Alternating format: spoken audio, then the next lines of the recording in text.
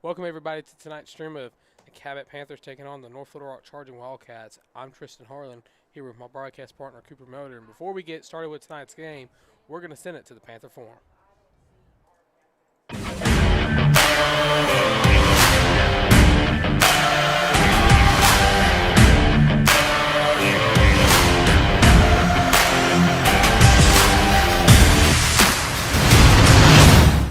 Hello, ladies and gentlemen. Welcome to the final Panther Forum of the regular season. I'm Tristan Harlan. And I'm Cooper Melder. Last week, the Panthers took on the Northside Grizzlies on senior night. Let's take a look at some of the highlights from the game. The Panther defense would have a phenomenal night as the Panther defense would force 2 interceptions, one from Houston Wiley, then Justin Carnes. After the pair of interceptions, the Panthers would drive down the field and score off a Mason Bell touchdown. The Panther defense continued to dominate as the D-line stopped them in the backfield. The Panther defense would continue to dominate as the Panther D-line would rush the quarterback and Justin Sobczak would come up with his first sack of the night. The Panthers offense would continue rolling when Tyler G found Braden J, who juked the man, stiff-armed the man, then continued running before diving into the end zone. After that, Tyler G would find another receiver, Trey Birdsong, after the great block from Kyler Carmack, giving the Panthers another score. The Panther defense would continue to dominate, Jared Whitman getting his first sack of the night. Then, Chase Gibson would stop the running back in the backfield with your final score 24-7 Cabot. Cooper, tonight we have a very big game on our hands to improve to 7-2 on the year and a potential first-round bye in the playoffs. What are some key points for the Panthers coming into the final regular season game of this amazing season? Well, Tristan, you see, the Panthers are going to have to go out against North Little Rock, and we have to win. If we want a better seeding, and we need to really get it on the bracket side away from the Bryant Hornets, as they're the best team in Arkansas. So if we can stray away from them, force turnovers, win games, and play Cabot Panther football, we will win this state tournament. Well, those are some very important key points for the game. We hope you enjoyed tonight's broadcast. For CHTV Sports, I'm Tristan Harlan. I'm Cooper Melder, and as always, Go Panthers!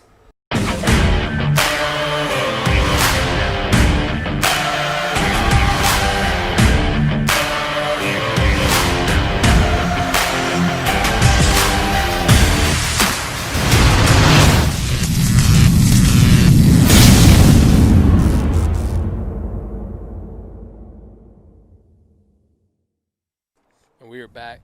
Cooper, why don't you update our fans about what's going on in the playoff rankings right now? I know we talked about it on the forum a little bit, but why don't you tell our fans exactly what's going on as of right now? So in the forum, we talked about a first-round bye. They're not doing a first-round bye due to COVID. All 16 teams will make the playoffs. So coming in right now, this is just right now. Things can change over week. We have Central 1 versus West State. That'll be Bryant versus Rogers Heritage. Then we'll go to West 4 versus Central 5. That's Harbor versus Little Rock Central. Then we'll go to West 2 versus Central 7. Bentonville West versus Catholic. Then we go to Central 3, West 6. You got Conway versus Portsmouth Southside. Then we go to West 1 versus Central 8. That's Bentonville versus Little Rock Southwest. Then we go to Central 4 versus West 5. That's the Cabot Panthers, us. We'll be having a home playoff game for right now, and we would be playing Rogers if everything stays the same. Then we go to Central 2 versus Springdale West 7. It will be North Little Rock versus Springdale. Then we'll go to West 3, then Central 6. That's Fayetteville versus Fort Smith Northside. If we win, we'll most likely play Bentonville coming up. If we win tonight, secure the 4th seed, beat Rogers, if that stays the same, we'll most likely end up having to travel to Bentonville for the second round. So that's the playoff standings. Stuff can change. Anything can happen so far. So just tonight's play. So that's the playoff standings for now. Well, that's very exciting. And, you take into look at account that,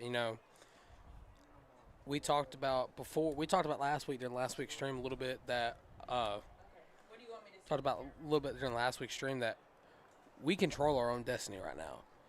I know you said that we need to stay as far away from Bryant as possible, and if we win tonight, that's exactly what we're going to do. That's exactly. So with the playoff bracket right now, If we win out, we won't play Bryant until the state championship if we make it that far and if Bryant makes it that far. So right now the seeding is good, and we are away from Bryant, the best team in Arkansas. Waiting the opening kickoff of tonight's game with the North Little Rock Charging Wildcats taking on your Cabot Panthers.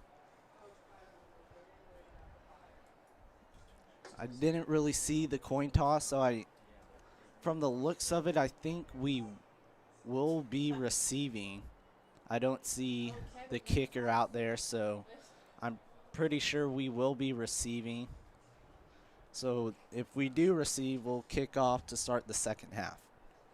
Well, you think about some playmakers on this Cabot side of the ball. You got guys like Braden Jay, who on the kickoff side, on the special team side, he's been able to take a couple to the house. You haven't seen it in a couple weeks, but, I mean, we've been able to do it. And it looks like Cabot will be kicking the ball off to North Little Rock, so Cabot will receive the opening kickoff of the second half. You have Jack Tebbett, the kicker, out for Cabot. We'll talk about some stars on the defensive side of the ball. You got Chase Gibson, Houston Wiley, Tyler Parks, and in the second game back since his injury, Jaden Riles, who just got a scholarship offered today. He's a great player. I'm sure there will be more to come for football, and it looks like you have number 3, Chris Jefferson, back deep to return. There's the opening kickoff of tonight's game. It's a short kick fielded around the 25-yard line. It's returnable. He finds one hole before he's wrapped up with a bunch of Cabot defenders at about the 45-yard line. So here comes the North Little Rock offense coming into this game. Number 4, Kareem Cotton is their starting quarterback.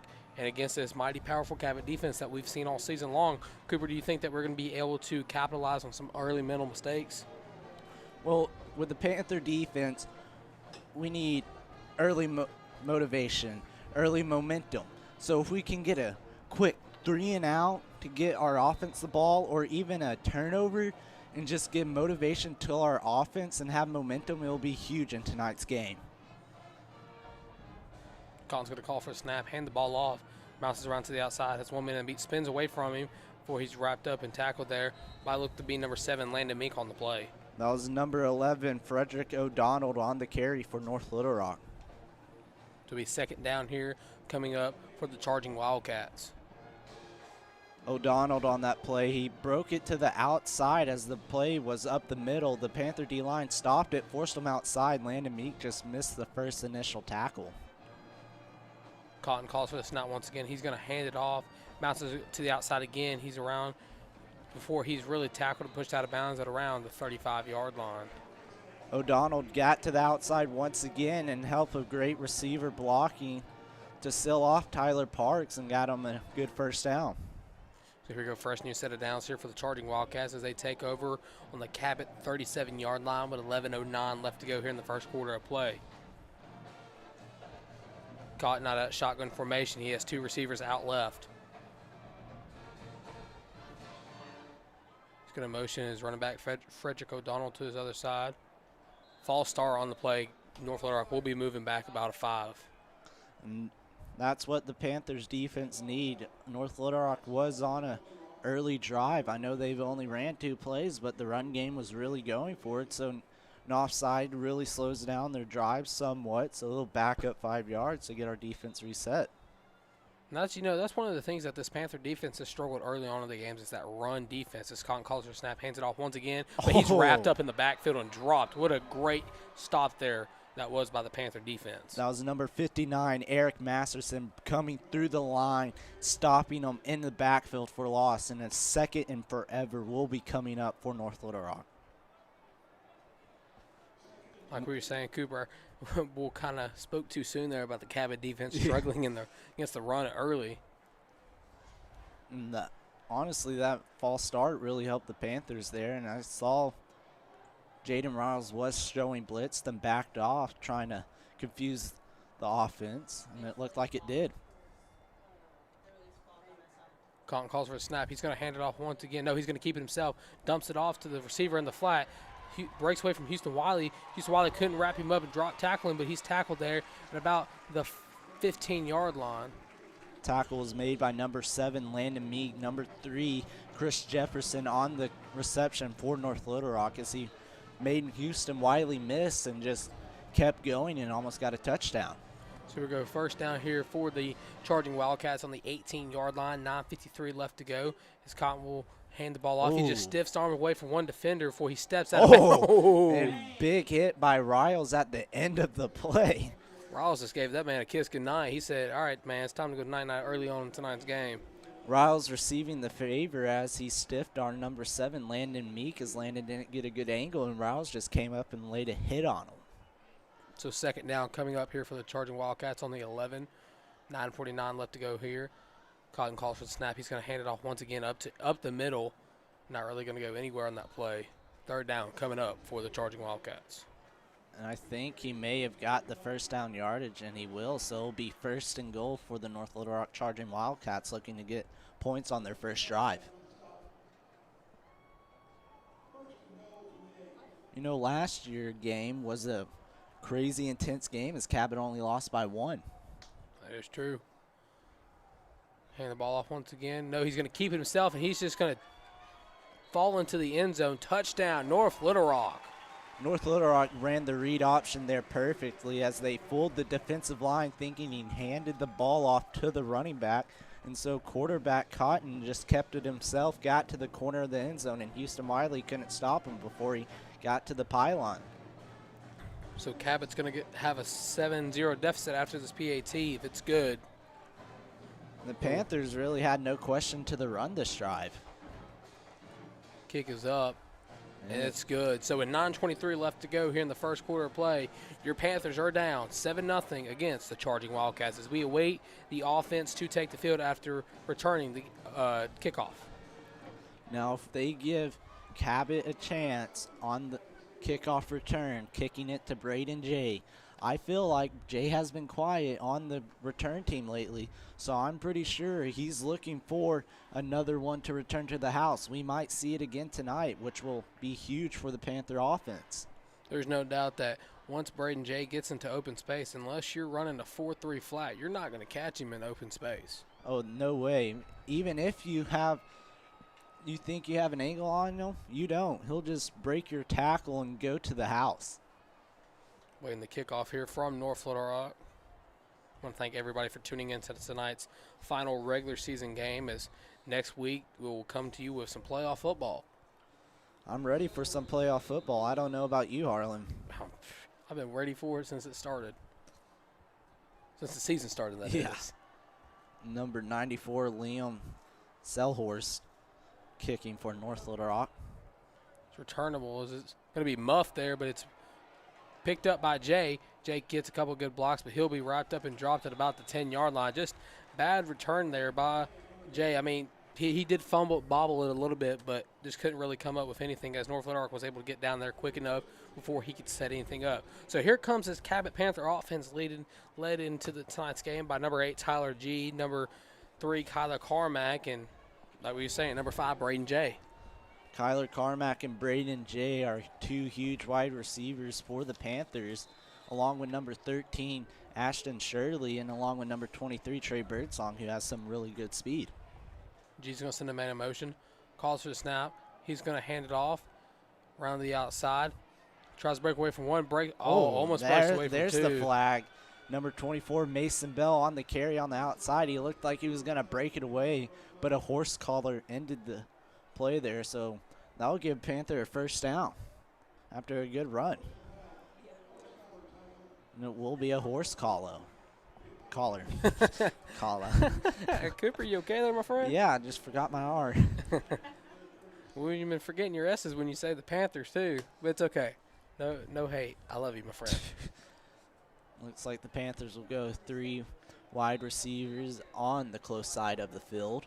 We'll now have a first down on the 36-yard line. G is going to roll out, pump fake, stops, dumps it off to his running back. Has one man at beat, stiffs arms him away. Still on his feet. He's just going to keep on going. I do believe he has enough for the first down at that. He's still going. Referees are going to blow it dead there at around the 50-yard line. And that was number 5, Braden Jay, on the little wide receiver screen. That play kind of reminded me of the tight end screen Connor Oregon scored off of against Conway. And Jay ran that perfectly as we all thought it was going, as G rolled out and just dumped it off to him in the open field. Well, you know, when you have a speedster like Braden Jay and not big, slow guy like Connor Organ, you were able to run that here in your own territory. As G's going to fake the handoff, dump it off once again, this time to Carmack. Carmack's going to stiff arm another one. He's going to break away from him, almost broke away from another one before he's dropped down at about the 45-yard line. Panthers really going for the little short passes, trusting the big offensive linemen, the big boys. Shout out to them protecting G all season. I know I gave them a shout out during week 1, but I got to give them another one as they've been providing great blocks all season. Shout out to y'all. We go 2nd and 3 from the 45-yard line. 8:05 left to go in the first quarter. G calls for the snap, drops back, looks, throws it over the middle, has a man that's going to be caught, tries to spin away. He's down at about the 25-yard line. I do believe that was caught by number 23, Trey Birdsong on the play. Trey Birdsong had a big game last week as he really he didn't score a touchdown, but he got us good chunks of yardage on big third down. So it looks like it's coming back into this play of game. Be a first and 10 now after the catch by Birdsong on the 25-yard line of North Little Rock. 7:40 left to go here in the first quarter of play. G, low man in the backfield, has 4 receivers out to his left. Since J in motion, calls for the snap, drops back, looks, going to keep it himself. He's going to run. He has one man to beat. Steps up, tries to juke it, but he'll be dropped down at around the 18-yard line. That was great blocking there as the Panther offensive line opened up the middle like it was a run play. So G took the yardage he could get and brought up a good 2nd and 5 for the Panthers. 7:09 left to go here in the first quarter of play as Cabot looks to score on this drive here if they can continue moving the ball like they have so far. You have number 20, Jacob Parks, in the backfield now with G. G calls for the snap. He's going to drop back, looks, throws it to the corner end zone. Kyler Carmack. That's going to be goal! Almost incomplete. caught. And that was really a jump ball for Carmack and the corner of North Little Rock. North Little Rock, I thought they intercepted. Then Carmack came in at the last second and tried to take it away, and it'll be 3rd and 5 coming up for the Panthers. We apologize for the small window of visibility up here where we are right now in North Little Rock. We're doing the best I can, but the way the windows are set up, you're probably going to be seeing a little bit of the window when balls are thrown to that corner of the end zone. Regardless of that, is a 3rd and 4 from the 19. G changing the play at the line, trying to get the Wildcats to jump off. Needs to hurry. Has 4 seconds. G calls for the snap, drops back, looks, has a blitz coming, throws it off his back foot. That's just going to be incomplete, intended there for number 3, Kyler Carmack, but just couldn't find him as he was wide open on the play. So here comes the field goal unit for the Cabot Panthers. And so the field goal unit will come out. 6:47 left in the first quarter. It'll be 4th and 4, and it looks like the Panthers are just going to try and take the points that North Little Rock are giving them. As we've seen Coach Reed go for these type of situation, go for it on 4th down, but they trust the leg of the kicker of Jack Cabot, so let's see if he converted. Holds good. Kick is up, and it is right down the good, and it was right down the middle. I couldn't tell. This angle's weird, but Jack Cabot nailed that. That could have been good from possibly little in the 40-yard range. It was a 36-yard field goal, and that's Jack Cabot's first field goal made besides PAT. Well, after the field goal, it is now 7-3 with 6:42 left to go here in the first quarter of play. Looks the Panther defense is about to come back out onto the field, hoping to have better success than they did last drive as North Little Rock just ran the ball right down their throat. Well, it only takes one big play for the momentum to switch to either side here early. And once you get that momentum early, you could control the entire game from that point on. That is true, and if we can force maybe a turnover or a 3 and out, will be huge momentum for the Panthers. As right now, we do have a home playoff game, but it's not for sure. If we lose tonight, and I'm pretty sure if Central beats Catholic, we'll lose the 4 seed, drop to a 5 seed, and then we're going on the road to Northwest Arkansas team, which will not help at all. We know last year when we traveled over there to play Fayetteville in the first round, it was kind of, winner plays Bryant. Yeah. Nobody wanted to win that game, but after Kyler Carmack went down, it was just kind of like, okay, we have a reason to lose now, so just kind of gave Fayetteville the win after that. As that's a great kickoff return. He brings it out to the 30-yard line. Well, I really wouldn't say we gave the game away, but losing a player like that, it's really shocking to your team because you see it on TV and all the time, maybe NFL game, player goes down like that, and it's scary. But to see it happen and being on the field, that was just one of the probably scariest situations I had in a football game. Seeing one of my teammates go down like that, not knowing what's wrong, seeing them go off in a stretcher, that does a really big deal to your team. That just like kills the momentum you have. You're more worried about him than the game because, family comes first, and as a football team, you're a family. Well, regardless of that, it will be a 1st and 10 from the 30-yard line from North Little Rock. More on that later, Cooper. Cotton's going to call for a snap. He's going to roll, looks, has a man open. That's just going to be incomplete on the sideline. But Cooper, going back to that, how does it feel transitioning from this actually really being your first season not on the sideline, being in the shoulder pads and the white jerseys of Cabot or the red jerseys, depending on where we are? How does it feel being up here, not only with me, but with the rest of the guys here at CHTV? Well, sometimes I catch myself in game mode when I'm up here, not being on the field as a handoff up the middle, be stopped. But I feel like I sometimes get in game mode where I'll forget I'm calling the game, and I'm looking down on the field, and I'm almost calling out, hey, look at him, pass, or stuff like that, being a corner. But it's nice being up here. I'm doing what I love, so I like it. And back to the playoff thing, if we lose tonight and then Central beats Catholic, if we lose tonight and Central beats Catholic, we'll go to the 5 seed and have to play Harbor. So I know I asked, but we win. Do we keep that seeding? Yes, if a win, no matter what happens anywhere else, we're keeping our home playoff game. So it really matters with the win here is that catch will be resulting in a 1st down for North Little Rock, as after the 3rd and 5 play from the 35, North Little Rock will take over here with 5:51 left to go here in the first quarter of play. As time's going to continue rolling. North Little Rock offense coming out with more passing this drive than last drive, so I'm pretty sure they're getting their quarterback Cotton warmed up. Cotton's going to take the snap, hands it off around to the outside, has great blocks. He's going to keep going. He just tiptoes on the sideline, still stays in bounds. That was a rush by number 11, Frederick O'Donnell. That was pushed out of bounds by number 35, Aaron Pouncey, linebacker for Cabot. So it'll be another fresh set of downs here for the North Little Rock charging Wildcats. We approach just a little over 5 minutes as Cotton's going to take the snap, roll out, looks deep, has a man. Whoa, what a great grab there as he caught it and fell at about the 15-yard line. That was number 22, Houston Wiley, on the coverage. His man just had one step on him, so when the ball got there, he jumped up and caught it. That was number 2, Damian Bell for North Little Rock.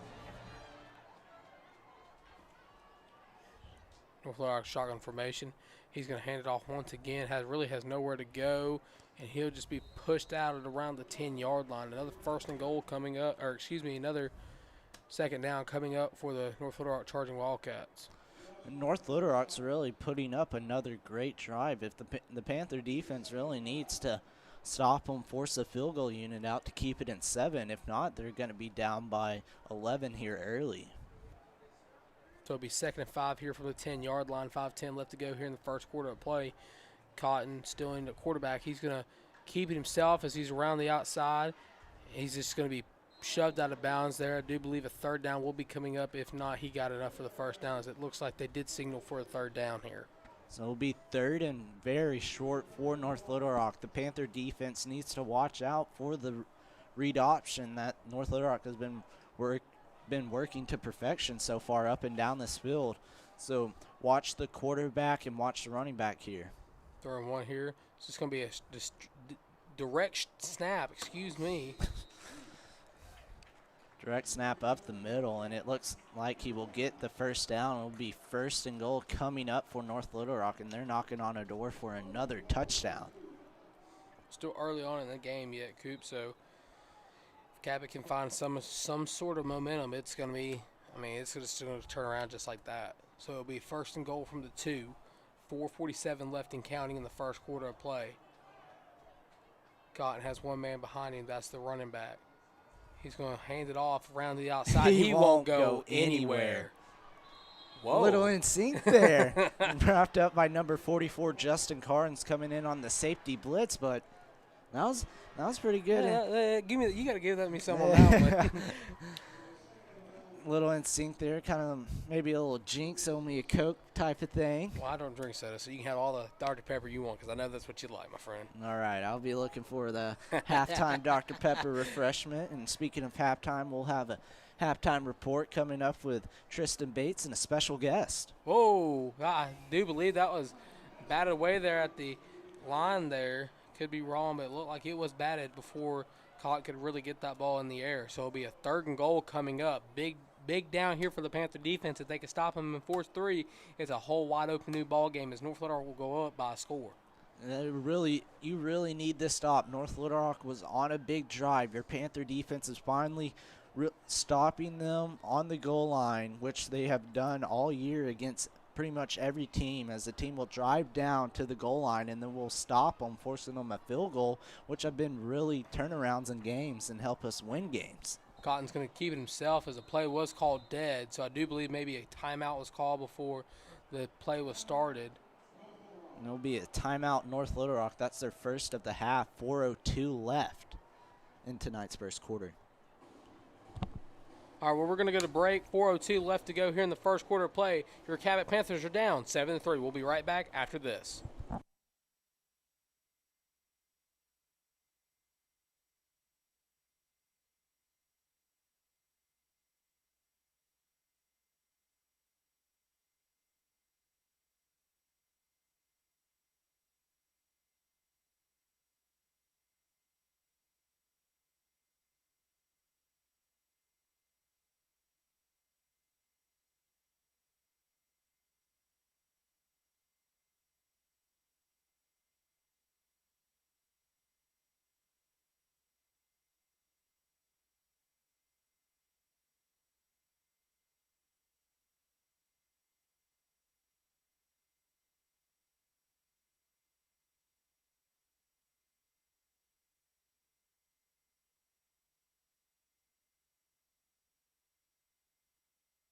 Welcome back, ladies and gentlemen, here.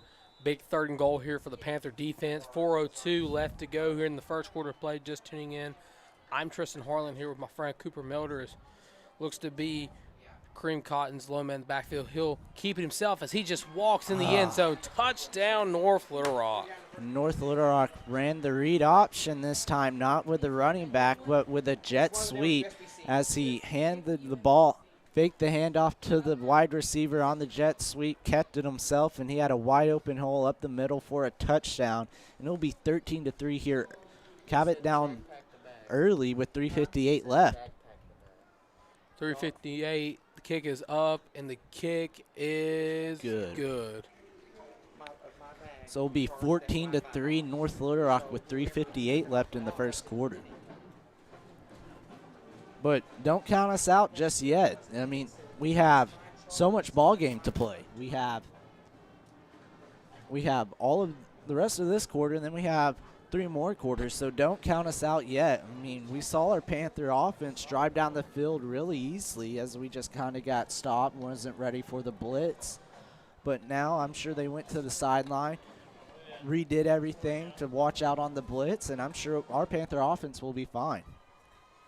So we're waiting the kick here after the great offensive drive there by North Little Rock. Just you got to play better coverage on the defensive side of the ball if we want to get back into it. Cooper, I know you talked about us being able to come back from large deficits, but we're just going to have to do better. We're going to have to do more. We're going to have to not allow ourselves to go down that big if we want to make a deep run here in this year's playoff. Oh, for sure. We can't start always having to do the comeback game, always playing from behind, because if you can get big leads early, it really kills the other team momentum. That kick's going to look to be maybe returnable at about the 5-yard line. Get a couple good blocks up front, but he'll just be wrapped up and dropped at around the 13-yard line. So here comes your Panthers offense. Last drive, they were able to drive down the field and kick a field goal, which put them up on the board. At the time, it was 7-3. Well, the Panther offense, they were really moving and grooving until just like next thing you know, it's just 3 bad plays in a row, just couldn't complete on passes, and then it's 4th down. So we know we can drive down the field easily. We just have to keep it going and not let up on any play. So here comes everybody's favorite starting quarterback, Tyler G now. Sends a man in motion. He's going to hand the ball off, has a couple good blocks up front. He'll just be dropped down at around the 20-yard line. 2nd down coming up for the Panthers. That was number 20, Jacob Parks, on his first carry of tonight's game. Him and Mason Bell are the two running back duos, as they always both hard runners. They both have open field speed, and so any of them can work, and it looks like Mason Bell will be back in the game. G, single back, shotgun formation, sends the man to motion. That's going to be a false start on the offensive line. And really, the Panthers, the false starts against Conway really hurt us during the false starts against Conway really hurt us. I mean, it was honestly the changer of the game, because if we could have just scored one time in the first or second quarter, we would end up winning that game. But because of false starts and penalties like that killing our drives, we lost the game. So it'll be 2nd and 12 now for them 15. Do believe G's going to change the play at the line. Sends a man in motion once again. Calls for the snap. He's going to hand it off, and that play's not going to go anywhere. 3rd down coming up for the Panthers. Panthers try to go with a run play there to Mason Bell. Mason Bell tried to get to the outside, just didn't have any. Just the blitz got to him too quick, and he couldn't get anywhere before it started. 2:40 left to go here in the first quarter of play. 3rd and 22 from the 15 coming up for the Panthers. You need this conversion right here. I mean, you got Ashton Shirley. Looks like he's going to be a man covered by Ricky Reed, number 5. I do believe he may have that height advantage, so if he can get open, it could be a first down. As G's going to roll out, has pressure coming. He throws it deep, has a man. Incomplete, just short of number 3, Kyler Carmack. So the punting unit will coming on the field for the Panthers. And Kyler Carmack was open, and he had a man behind him, but he was open in stride. If they would have connected there, Carmack would be still running right now into the end zone. So it'll be 4th and long, and the punt unit will be out. Comes the punt. And that's a horrible punt, and that'll make it to the 15-yard line. And North Little Rock will have amazing field position to start their next drive, and just bad 2 plays in a row. We missed the wide open man on 3rd and long. That would have given us a first down or maybe even more. And now we kick it to the 15-yard line, not all the way down the other field, but to the 15-yard line of Cabot. Yeah. So here comes Kareem Cotton in his offense. they haven't had a problem going downfield against Cabot. They really haven't needed to go downfield so far. Well, not on this drive. That looked a little ball. Ooh. Looked like they might have jumped there. Yeah, I saw that. I mean, I thought it. Thought it was a false start. That's why he didn't really react to the snap coming at him. Yeah, I saw the line move before the ball was even snapped, and then he fumbled it. We could have got that, but it'll be 2nd and 11 coming up for North Little Rock. 1:27 left to go here in the first quarter of play. Cotton single back formation. That's 4 receivers, 2 out each side as he just hands it off. He's around the corner. He got tackled there by number 7, Landon Meek, but he just stayed on his feet. He could have scored once again on the play. Landon Meek came up there, wrapped him up, and tripped up his legs, forcing him to stumble and force a 3rd down coming up for North Little Rock. And if you're Cabot, you need the stop right here. You have to force the field goal unit out. You can't afford to get down 21-3 early. North Little Rock still in the single back formation. Calls for snap. He's going to keep it, and he just throws it to a wide open man. Touchdown, North Little Rock. As I do believe he hit number 2, Damian Bell, on the play. So now your Panthers go down 20-3 with 43 seconds left to go in the first quarter of play. And that was all set up from a miscue pass and a bad punt there by the Panthers. And just like that, North Little Rock, they didn't have to go far. All they had to do was drive 15 yards to their end zone, and they capitalized off of the great field position given by the punting unit, and the kick is up and good, and it'll be 21-3, North Little Rock on top here early. Still plenty of football left to be played, Cooper. Anybody's ball game. Anybody's ball game, but the Panther offense, if we're going to do anything, we can't have another drive like that. We have to score this drive. No doubt. I mean, we're gonna have to go down the field with the likes of Tyler G. He's just gonna have to have faith that the big boys up front can hold their blocks just an extra second or two, so he's able to really set his feet and throw it and not rush it to where he's just throwing incomplete passes like he has so far here tonight. Well, he just needs to relax, set his feet no matter what. Last drive, it seemed like he kind of rushed the open pass to Carmack. You just need to calm down there, set your feet, even if you're on the run. Stop, set your feet, get the pass off, and hit your man. You don't need to rush anything, because once you start rushing, you're not letting the game come to you, so you're forcing mistakes. So here comes the kick. It's going to be a returnable line drive here, fielded about the 5-yard line.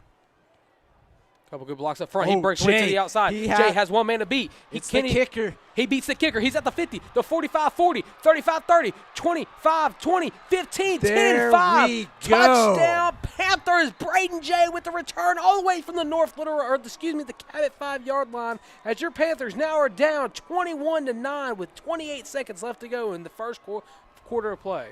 What a return by Jay. Earlier, I'm pretty sure right before we came on kickoff return one last time to start the game, we said we were waiting for a Braden J kickoff return, and we have it, and that was 95 yards right down the field. And you were saying, if you get an open field, I don't care how fast you are, you're not going to catch them. And just like that, he beat the whole team. So with 28 seconds left now, your Panthers are only down by 11 as the score now is the North Little Rock Charging Wildcats 21, the Cabot Fighting Panthers 10. Didn't we say something about momentum? We did, didn't we? Yeah, and if you need any momentum, I mean, why need offense if you can just score right there? Right. So G was probably getting his arm loose, getting ready to go out there, and then he looked out on the field and saw Jay going down the sideline. He was like, well, I'll go sit back down and warm up again. What we need now is, just the defense to step up and get another big play then. Yeah, I'm ready for a big defensive stop coming up. I think I feel one in the making. I think defense, that has to hype them up. I know they're pretty mad at themselves giving up 3 straight scores on 3 straight drive by North Little Rock. So seeing that, bringing life into the crowd, into the sideline, I'm sure that can hype up the defense a lot, and just maybe a big hit to spark the defensive drive coming up from the Panthers could really help it. Waiting the kick here from the Panthers. The kick is It's going to be returnable at about the 15-yard line. Don't let him go. He'd be tackled about the 46-yard line. So here comes the North Little Rock offense. I do believe, Cooper, correct me if I'm wrong, but this is the farthest they've been away from their own territory so far into tonight's game. I don't think it's the farthest. Besides the drive they had on the Cabot 15, they've really started around this field position all game, starting from when they first had the ball and the second time, now the 4th time. So North Little Rock, they've really been in great field position all game. So we got 1st and 10 from the 45 of North Little Rock. North Little Rock has the ball. Kareem Cotton still in at quarterback. Sends the man in motion, calls for a snap. He's going to hand it off on the jet sweep. He's around to the outside. There's a flag, probably blocking the back or hold. So that play will be going back as flags fly out everywhere. It's a little bit of too much. Will be holding. So that play will be coming back as all the yellow laundry was on the field after that play, Coop. Every ref saw that, and I'm sure the whole state of Cabot did as well. State of Cabot? Yeah, we're a whole state now. Well, I'm glad that you are the decider of the land here in Arkansas. We are Cabot. No. Don't slap me. I won't. Again. So with 14 seconds left, that he's going to keep it himself as he's just running that wheel here. As Kareem Cotton just absolutely just did what he wanted on that play. He juked out the whole defensive line there, and even linebackers. No one could get to him. I thought we were about to get him for loss, maybe a short game, but he just kept juking and getting to the outside, and then finally forced out of bounds by the Cabot secondary. So it'd be a fresh new set of downs here from about the Cabot 35-yard line here with 5 seconds left. They're going to continue the clock roll. I do believe it would just end the quarter here if North Little Rock doesn't get a playoff. As they'll just hand it off around to the outside, just put his hand up. He's around the outside, still in bounds, and he's just going to beat everybody, and he's going to score as the quarter concludes. And just like that, North Little Rock has put up 27 points in the first quarter on the Cabot defense. And that was just great blocking on the offensive line and wide receivers by North Little Rock. He got to the outside and had all the blocks he wanted. And this is strange from last week. The Panthers only gave up 7 points, and that was with 3 minutes left in the fourth quarter. And in tonight's game, we've given up 28 points in the first. Well, it's definitely a battle of momentum here. Is at the end of the first quarter, your Cabot Panthers are behind 28-10. We'll be right back at the start of the second quarter.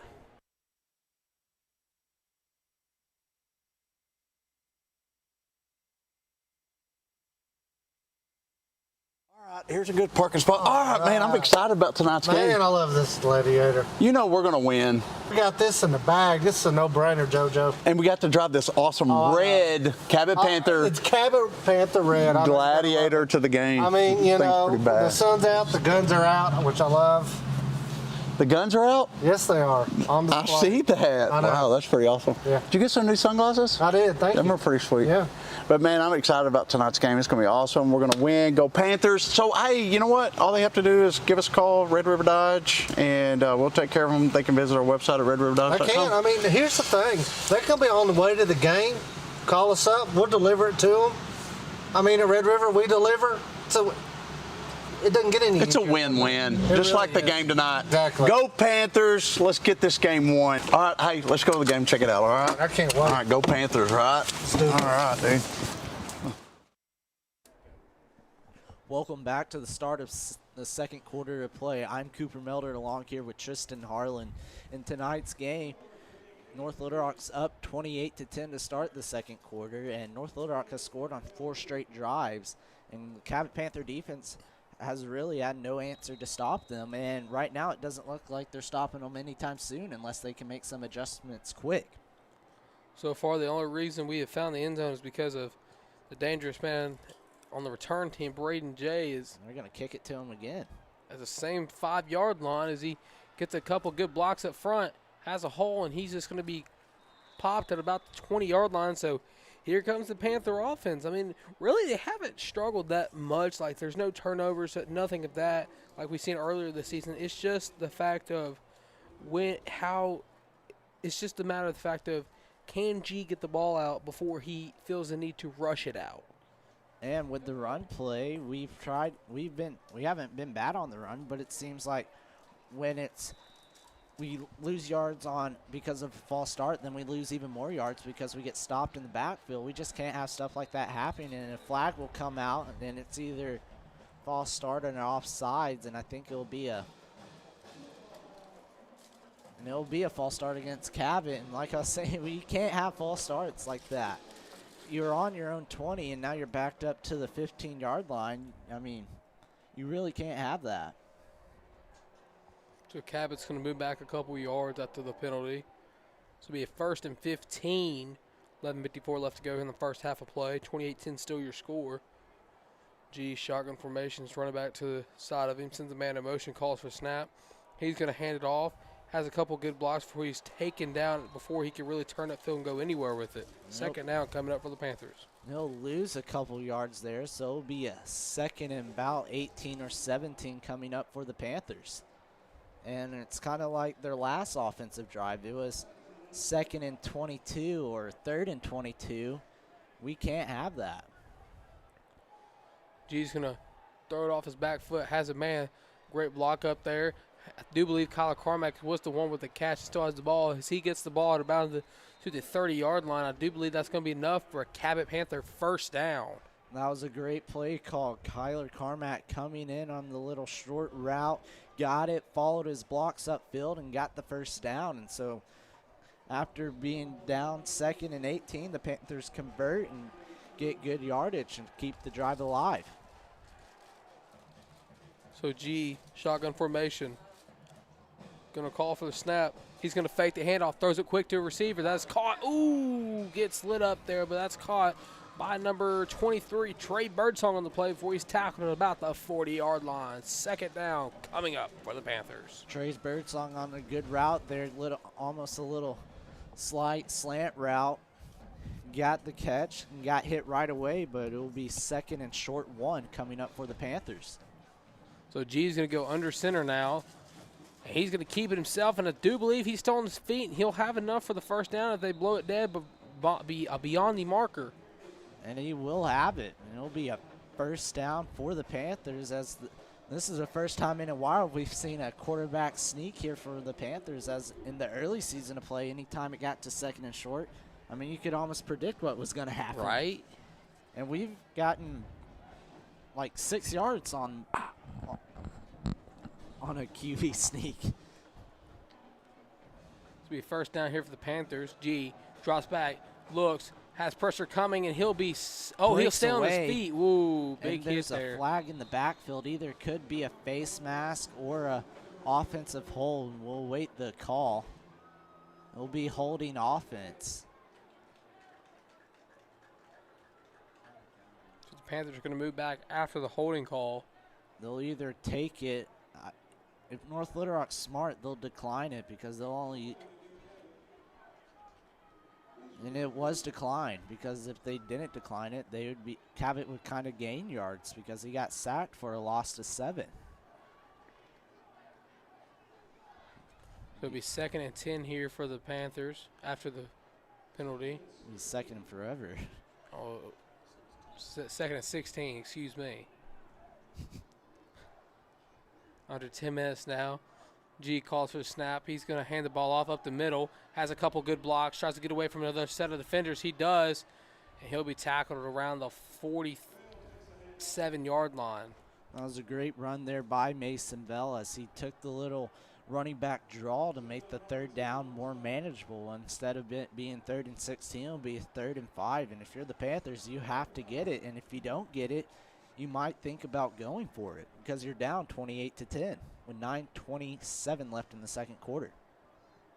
G still in the shotgun formation. North Little Rock changes the coverage. G drops back, looks, has a blitz coming. He just throws it. Do believe that was caught by the running back there, but that's not going to be enough for first down. So 4th down coming up for the Panthers. If you're Coach Reed, do you go for it, or do you trust your defense enough to hopefully trying to get their first stop of the game, or are you just going to go for it and hope for the best? I think that Cabot needs to go for it here and kind of look at number 13, Ashton Shirley, because, I mean, it looks like he has a mismatch. So if he can get open, and he can catch it, I mean, that's going to be an easy catch there for a first down, if not more. G is going to drop back, steps up in the pocket, keeps himself. Oh, he's still going. I think he got it. Wow. What a play by Tyler G. That's an athletic play there by Tyler G. I mean, I was not expecting that at all. I wasn't expecting it either. I thought he was going to be stopped short, and he pulled off one of the best moves I think I've seen him since he took a block for one of his teammates. I remember that. That was an amazing turn of events. After the great run by G, it's 1st and down from the North Little Rock 47. G calls for the snap, hands the ball off. Oh, no, he's going to keep himself. He should have handed the ball off there. As I do believe that tackle was made by number 44, Robert Burgess of the North Little Rock defensive line. G must have been a little too excited to run the ball there, as after last play coming up big there, but the Panthers couldn't get the read option going like North Little Rock has been. So it'll be 2nd and 12 with 7:55 left to go here in the first half of play from the 49-yard line. You have number 20, Jacob Parks, in the running back position.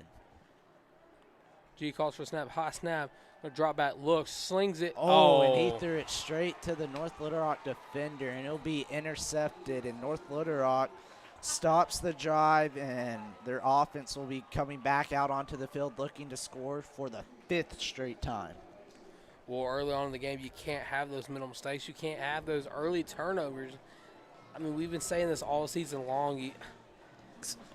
There's not much more I can say. I mean, early turnovers really don't hurt in the game, but when you give up 28 points in the first quarter, it kind of hurts, especially if you're down by 18. You can't have it. You almost have to play perfect until you get back into the game, and that does not help you get back into the game. Scott's going to call for the snap. He's going to roll out. He's going to look. He's going to stop. He's going to throw it deep. Has 2-man covering, and that was almost it could have been a turnover by North Little Rock, but the ball was just swatted away. So 2nd down coming up for the Charging Wildcats. That was number 9, Jaden Riles, coming across field, swatting the ball away out of bounds. What a play by him, as he had to make up much field ground, ran to the outside and just swatted it away. So it'll be 2nd down with 7:29 left to go. North Little Rock still up by 18. Con's going to call for the snap. Drops back, looks, throws a quick little receiver screen. Has open field where he's tackled by his shoestrings there around the 40-yard line. That was number 93, Chase Gibson, coming from the D-line to make the tackle. That was a great hustle play there by Chase Gibson. So 1st down coming up here for the Charging Wildcats with 7:14 and counting. Con's going to hand the ball off. He's up the middle, still going. And he'll be dropped down after gaining about a couple yards, if not more, on the play. And Panther defense, they don't seem to have any answers for what North Little Rock is doing. North Little Rock can do really whatever they want to. As that play will be blown up before it can develop into anything. If he's still going, they're going to call it dead there. As a 3rd down, I do believe, will be coming up for the Charging Wildcats here. Well, what I've seen so far tonight, anytime I say the Panthers are having trouble stopping the run or they don't have any answers, they make a stop. So maybe I should just keep saying that. So the Panthers haven't really been able to stop North Little Rock on 3rd down. It'll be a handoff up the middle. It'll get the 1st down once again. I mean, I had to test my luck. You should have knocked on some wood beforehand. Well, too late now. It'll be 1st down coming up for North Little Rock. Scott's going to hand it off once again. No, I do believe he's going to keep it himself. He'll just gain about 2 or 3 maybe on the play. 2nd down coming up after the quarterback keeper. That was number 42, Hewitt Helton, on the D-line, coming up big with the tackle. 6 minutes left to go here in the 2nd quarter of play.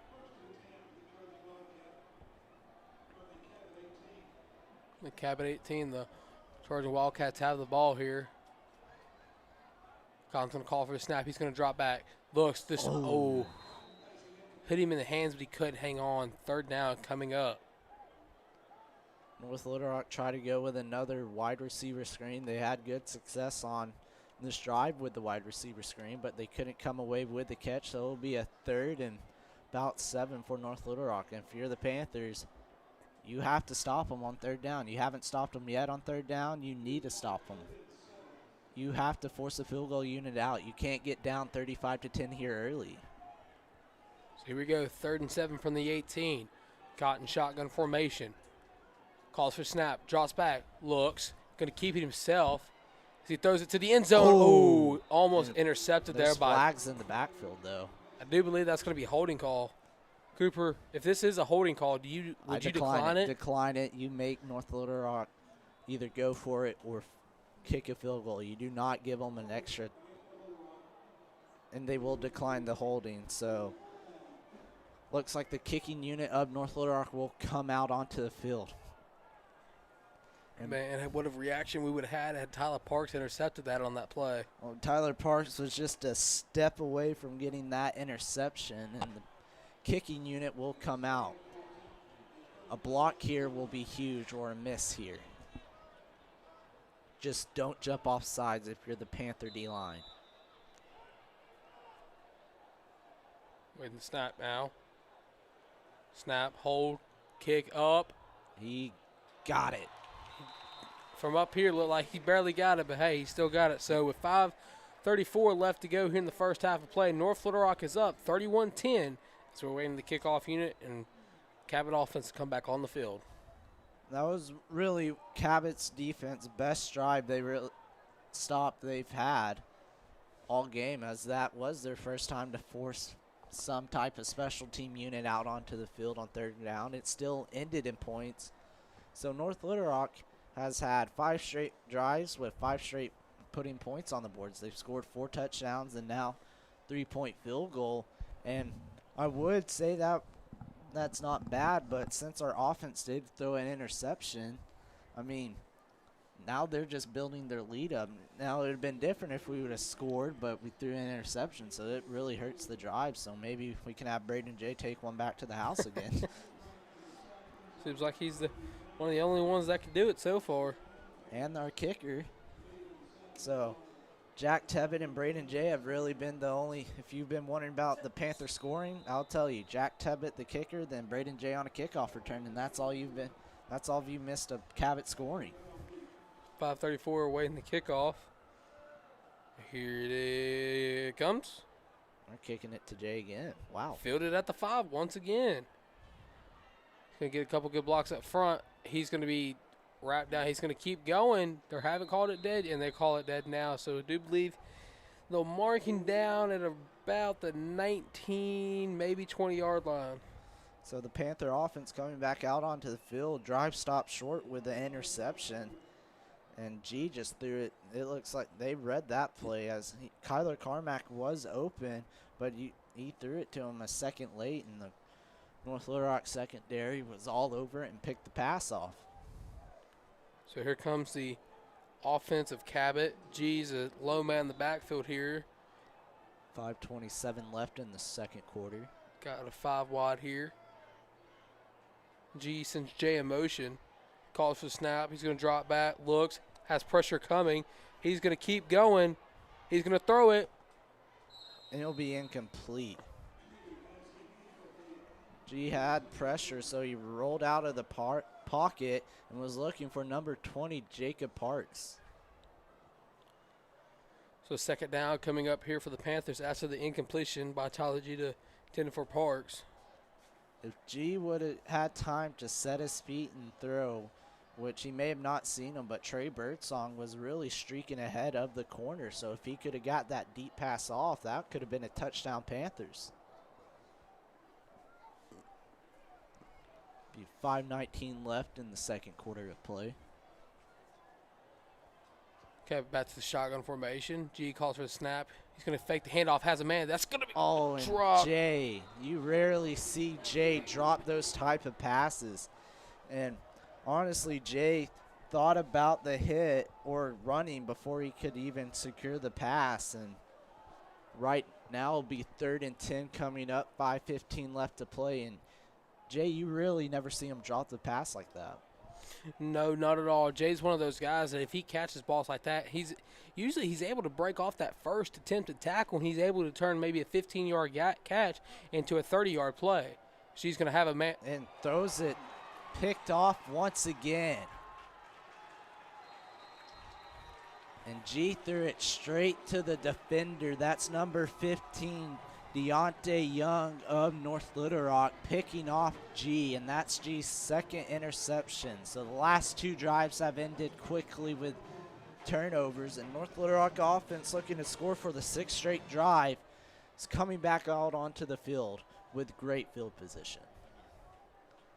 Again, as Crow said beside me, our TD worker, he's doing his great job keeping the stream up for y'all. Shout out to camera work by the one and only Tristan Bates. He's doing amazing, as we'll go to him during halftime. He's a true baller. Cotton almost got stripped, and that's going to be an interception. What a great turn of events for Cabot. And I do believe that's number 9, Jaden Riles, getting the interception. They're going at it down on the field, but either way, Jaden Riles coming up big with the interception. And that's what you need. momentum back on the offensive side of field. And so the Panther offense will get it and hopefully redeem it. Well, I do believe that's the first time we've said the words Jaden Riles with the interception in quite some time now, Cooper. As he didn't have an interception last week. Wasn't his last week the first Yeah, game it was back? his return game from Carterville. So he's back into his groove. And the Panther offense hopefully not to give up another interception. G calls for the snap. He's going to hand it off here. That play will go nowhere. 4:52 left in the first half of play. Second down coming up for the Panthers. And Panther offense, your last 2 drives have ended in interceptions. Your Panther defense finally gets a stop, forcing a field goal, and then we finally get a turnover, not giving up any points. So if you're the Panthers offense, you need to go downfield and score and not let North Little Rock score before half, because we do get the ball to start the second half.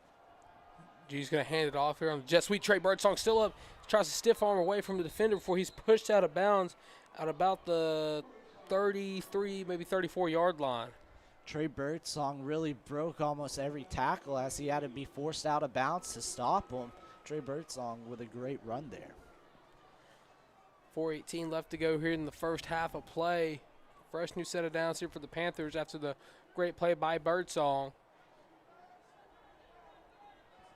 G sends Jay in motion. Calls for the snap. He's going to roll out. He's going to keep it. He's going to send a man up. He's going to throw it. And he has a man. It's going to be caught. That was number 3, Kyler Carmack, catching it on the sideline. The clock will keep ticking. 4 minutes coming up left in the second quarter of play. Be 2nd and 3 for the Panthers. Cooper, should the Panthers be in hurry-up mode right now?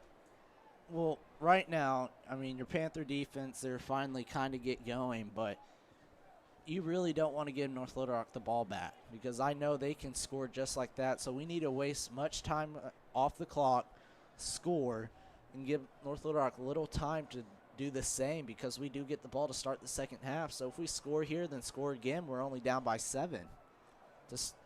So we need to score. G's going to hand it off to Jay. Jay's around the outside. Keith still has the ball. Jukes tries to juke away from 1, maybe 2, but he'll be brought down. But not before he gets into North Little Rock territory. So 3:22 left to go here in the first half, and Cabot's back in North Little Rock territory. As what a drive has been for the Panthers offense. It's really been a great drive. We don't need it in a turnover, and we need G to get something going. G pump fakes, throws off his back foot. That's caught by Carmack. Carmack still going. Reverses field. He has one man field. bleak. He has open field. Oh, he's still going. Touchdown. That's a touchdown. What a play by Kyler Carmack. Reversing field. Reversing once again. Look at the 20-yard line, and you'll see number 12 ankles still there. He needs to go grab him, pick him up, because he just got juked out of his shoes. You think I could have those cleats over there? He got juked out of his cleats. His ankles are gone. And touchdown Panthers by a great run from number 3, Kyler Carmack, getting on the board for the first time tonight. Wow. That's that turn that we needed. That's the athleticism you have from the Panther wide receiving core there, and the score is now 31-17. North Little Rock still on top, but Cabot, the Panthers are finally knocking on their door. Get a stop here, maybe a score before halftime to make it a 7-point game will be huge. Well, Cooper, I want to flash back to just this season, really. Kyler Carmack has really been that most athletic guy that you could throw the ball to. He's been able to jump over guys. He's been able to bear hug guys in the end zone. He's been able to juke left, juke right, hit the spin button, hit stiff arm button. It's like somebody else is controlling him like they're playing a video game or something. Yeah, that's one. I've seen videos on YouTube. They're called video game-like plays, and that was one right there as he caught it, broke a defender, cut out to the open field, then just juked a guy out of his shoes for a touchdown. So Kyler Carmack, he's one of those players that he's one of probably the most athletic player we have out there. I'm sure a returning duo of him and Jay would be absolutely lethal. Oh, for sure, but you got to keep him on the sideline sometime, get his breather in. So you put Mason Bell back there, who's just as fast as him. When the kickoff from Jack Cabot and company. 2:54 left to go here in the first half of play after the great score by Carmack like we were talking about, Cooper. When the kick in here it comes. Onside kick, Oh. and North Little Rock was ready for that one, and that was a great play there by North Little Rock as they usually when that happens we got Conway with it because their front line ran away before the ball was kicked off. So risky play call, but you got to go for it. Oh yeah, I mean that's something you just had to do. I mean with us getting the ball back, we needed a quick turn of events where we got that ball and we scored again to make the deficit smaller. But regardless of that, 2:53, ball on the 51st and 10. Cotton has 2 men in the backfield with him. I think it will be a false start. It will be false start against North Little Rock, so they'll back up 5 yards and they'll bring a 1st and 15 coming up for North Little Rock. So if you're the Panther defense, you got to capitalize off of this. Oh, most certainly. You got to get something going. It don't matter if it's an interception or a stop back in the backfield. You just got to get something going. As that play will be ran around to the inside outside. Is he just going to keep on running? And he's pushed out of bounds at about the 21-yard line. Number 18, Jared Whitman, coming in from the other side of the field to push him out of bounds. And just when you thought you had all the momentum back, North Little Rock hits you with an outside run, which they've really had no problem stopping that. As a correction that they are going to mark him down at about the 26-yard line, so 1st and 10 for the charging Wildcats. You got to get a stop. You have to maybe pull up another Jaden Riles, Houston Wiley, or Tyler Parks interception, even Justin Carnes, who had one last week. Cotton's going to call for the snap here. He's going to drop back. He's going to look. He's going to throw it to the corner end zone. Has a man. He just threw it behind him. What a great turn of events that was for the Cabot defensive back. And Cotton there, he was looking for the back corner of the end zone. Just threw it too far outside, so help our Panther defense out, and it'll be 2nd and 10 coming up with 2:40 left in the first half of play. We need to work it to where we can get this offense off the field, if not a field goal, if just a turnover. Cotton's going to fake the handoff. He's going to drop back. He's going to throw it to the corner of the end zone. Once again, this time it's still going to be incomplete. Houston Wiley playing great defensive coverage on the play. Houston had a little help there with the pass overthrown, because if the Cotton could have put that on a line, that would have been a great catch, but good play there by the Panther defense, and so it'll bring up 3rd and 10, and we also had pressure on them, which forced a bad throw. If we can get people into the backfield again, maybe force a bad throw once again and bring up a 4th down, that's what we need right here. Go ahead, Cooper. I was just saying, don't get beat deep, please. Cotton still has the 2 men in the backfield with him. He's going to call for the snap. This time he's going to he's going to keep it himself. He's going to dump it out to the flat. He's wide open, has 1 man to beat. Ooh, and Tyler Parks coming for the legs.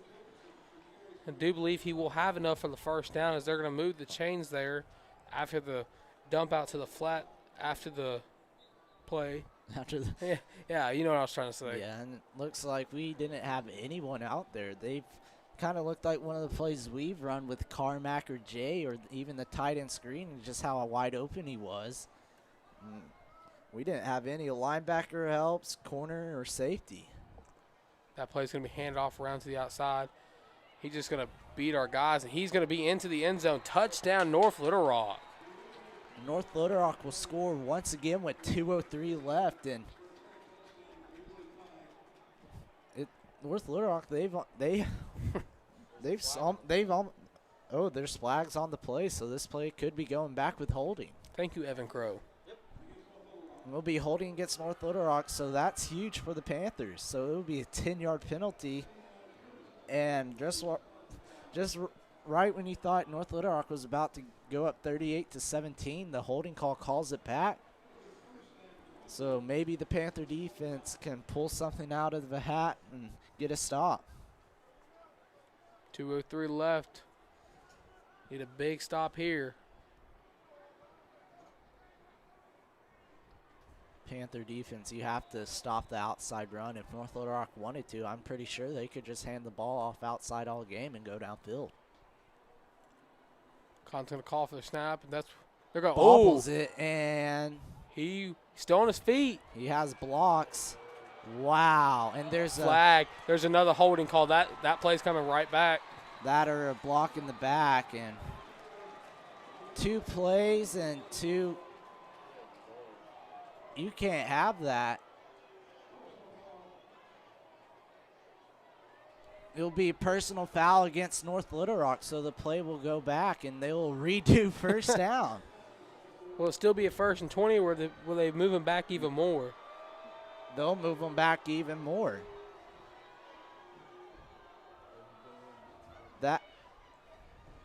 They'll move them back another 15 yards since it's a personal foul penalty. So it'll be a 1st and 35 coming up for North Little Rock, and they've scored 2 plays in a row.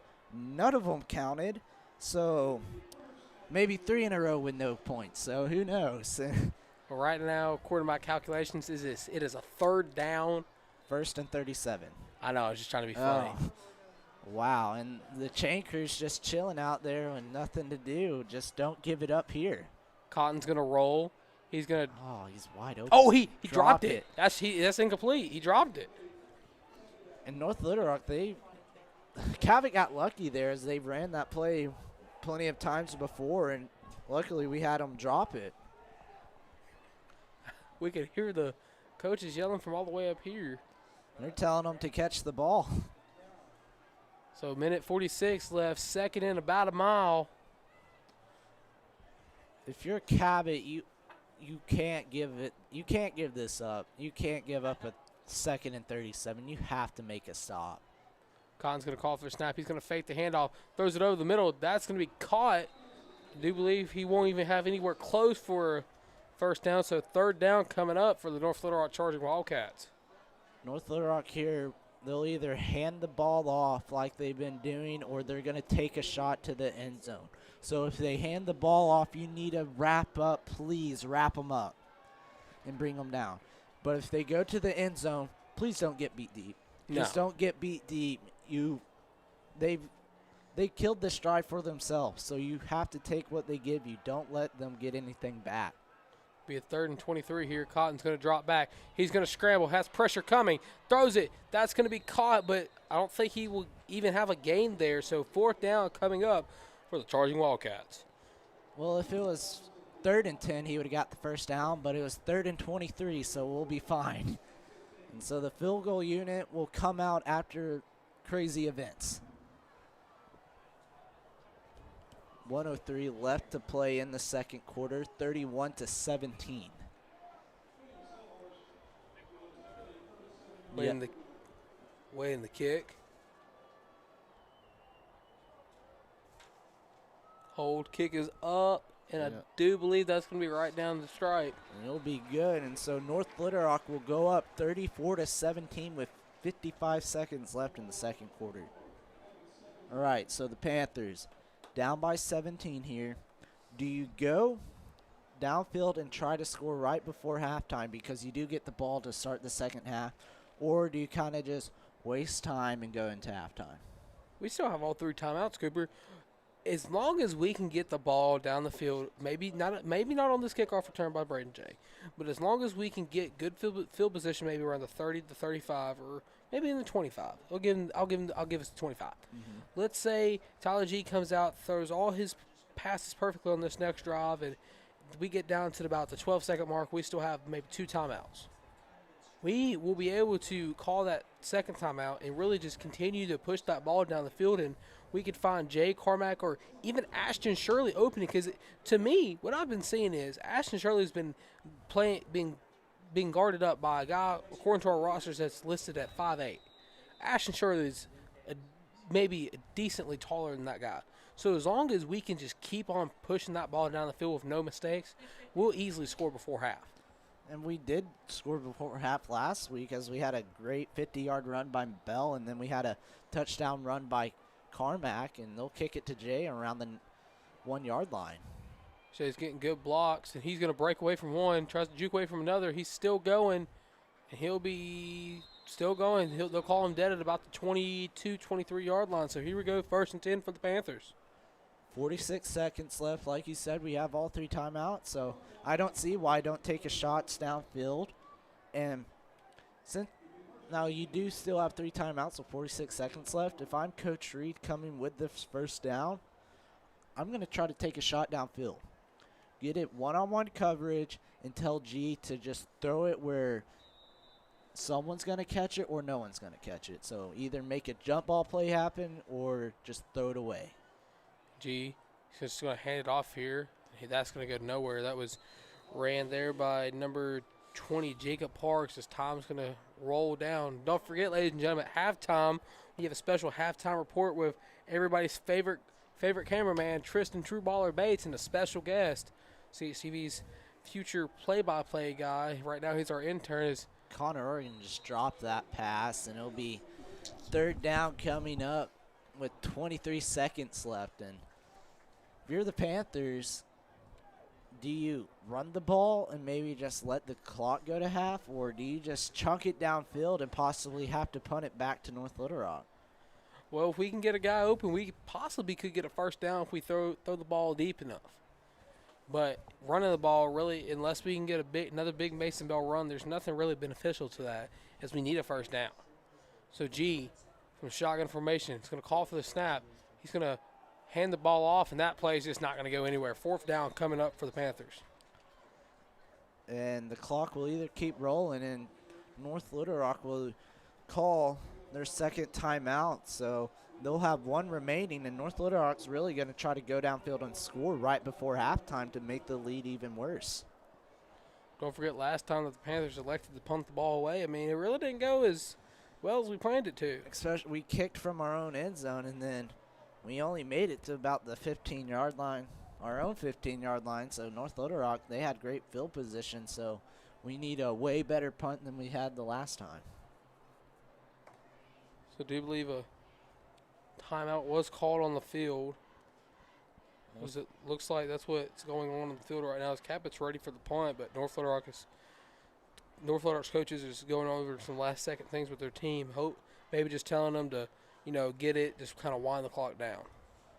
Well, since they did use that last timeout, they're probably saying, all right, if you have blocks, run downfield, but if you don't, get down to give our offense time. So I'm sure he's talking about that, or he's saying, hey, watch for the fake. That punt, he hit there's a flag, and he'll hit the punter, and the ball will just keep rolling. You need to touch it. And so there will be a flag on the play. I don't know. It will be against North Little Rock. It's going to be roughing the punter there. And if that is a 10-yard penalty, that's a 1st down for the Panthers, and our offense comes back out onto the field.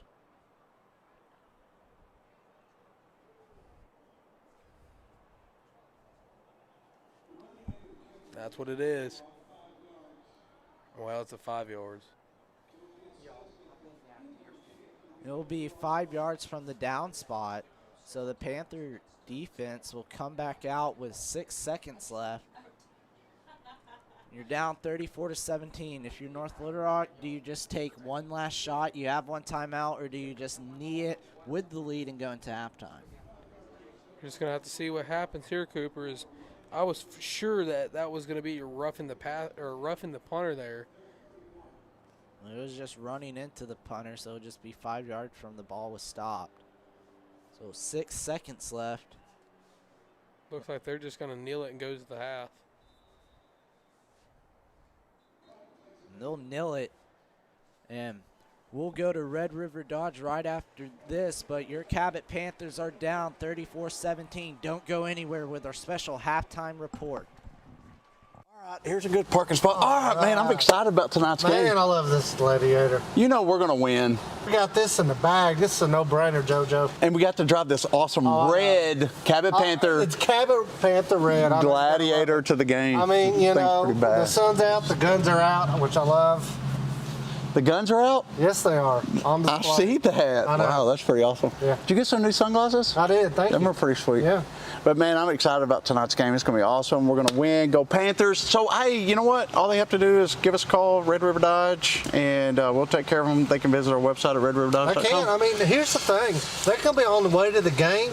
Call us up. We'll deliver it to them. I mean, at Red River, we deliver. So it doesn't get any It's a easier. win-win, It just really like the is. game tonight. Exactly. Go Panthers. Let's get this game won. All right, hey, let's go to the game, check it out, all right? I can't wait. All right, go Panthers, right? do it. All right, dude. Welcome, ladies and gentlemen. We have reached halftime here in North Little Rock as your Cabot Panthers are currently trailing the Wildcats 34-17. I'm Tristan Bates, and along with me is a member of the next generation here at CHTV, Luke Davis. Luke, it's your first time in the booth. How do you feel? Feels good to be here, man. It's exciting, and I'm excited to learn how to do this stuff with you, man. Well, it certainly is. Let's get right to it. Let's get to the Cabot Panther offense. They were really kind of struggling in that first half, with the exception of Kyler Carmack almost taking a trip to Foot Locker, taking a defender's ankles before he found the end zone. But what do the Panthers got to do to keep up that momentum in the second half on offense? Well, you got to have longer drives. When you're on the field short, getting 3 and outs, your defense gets tired. And as you can see, they've allowed 34 points. And as an offense, you have to stay on the field or else the defense will get tired. Another thing I'm seeing is you've got to get something going. You got to get that momentum going. Momentum is a big game changer. You get that on your side, and you'll be rolling.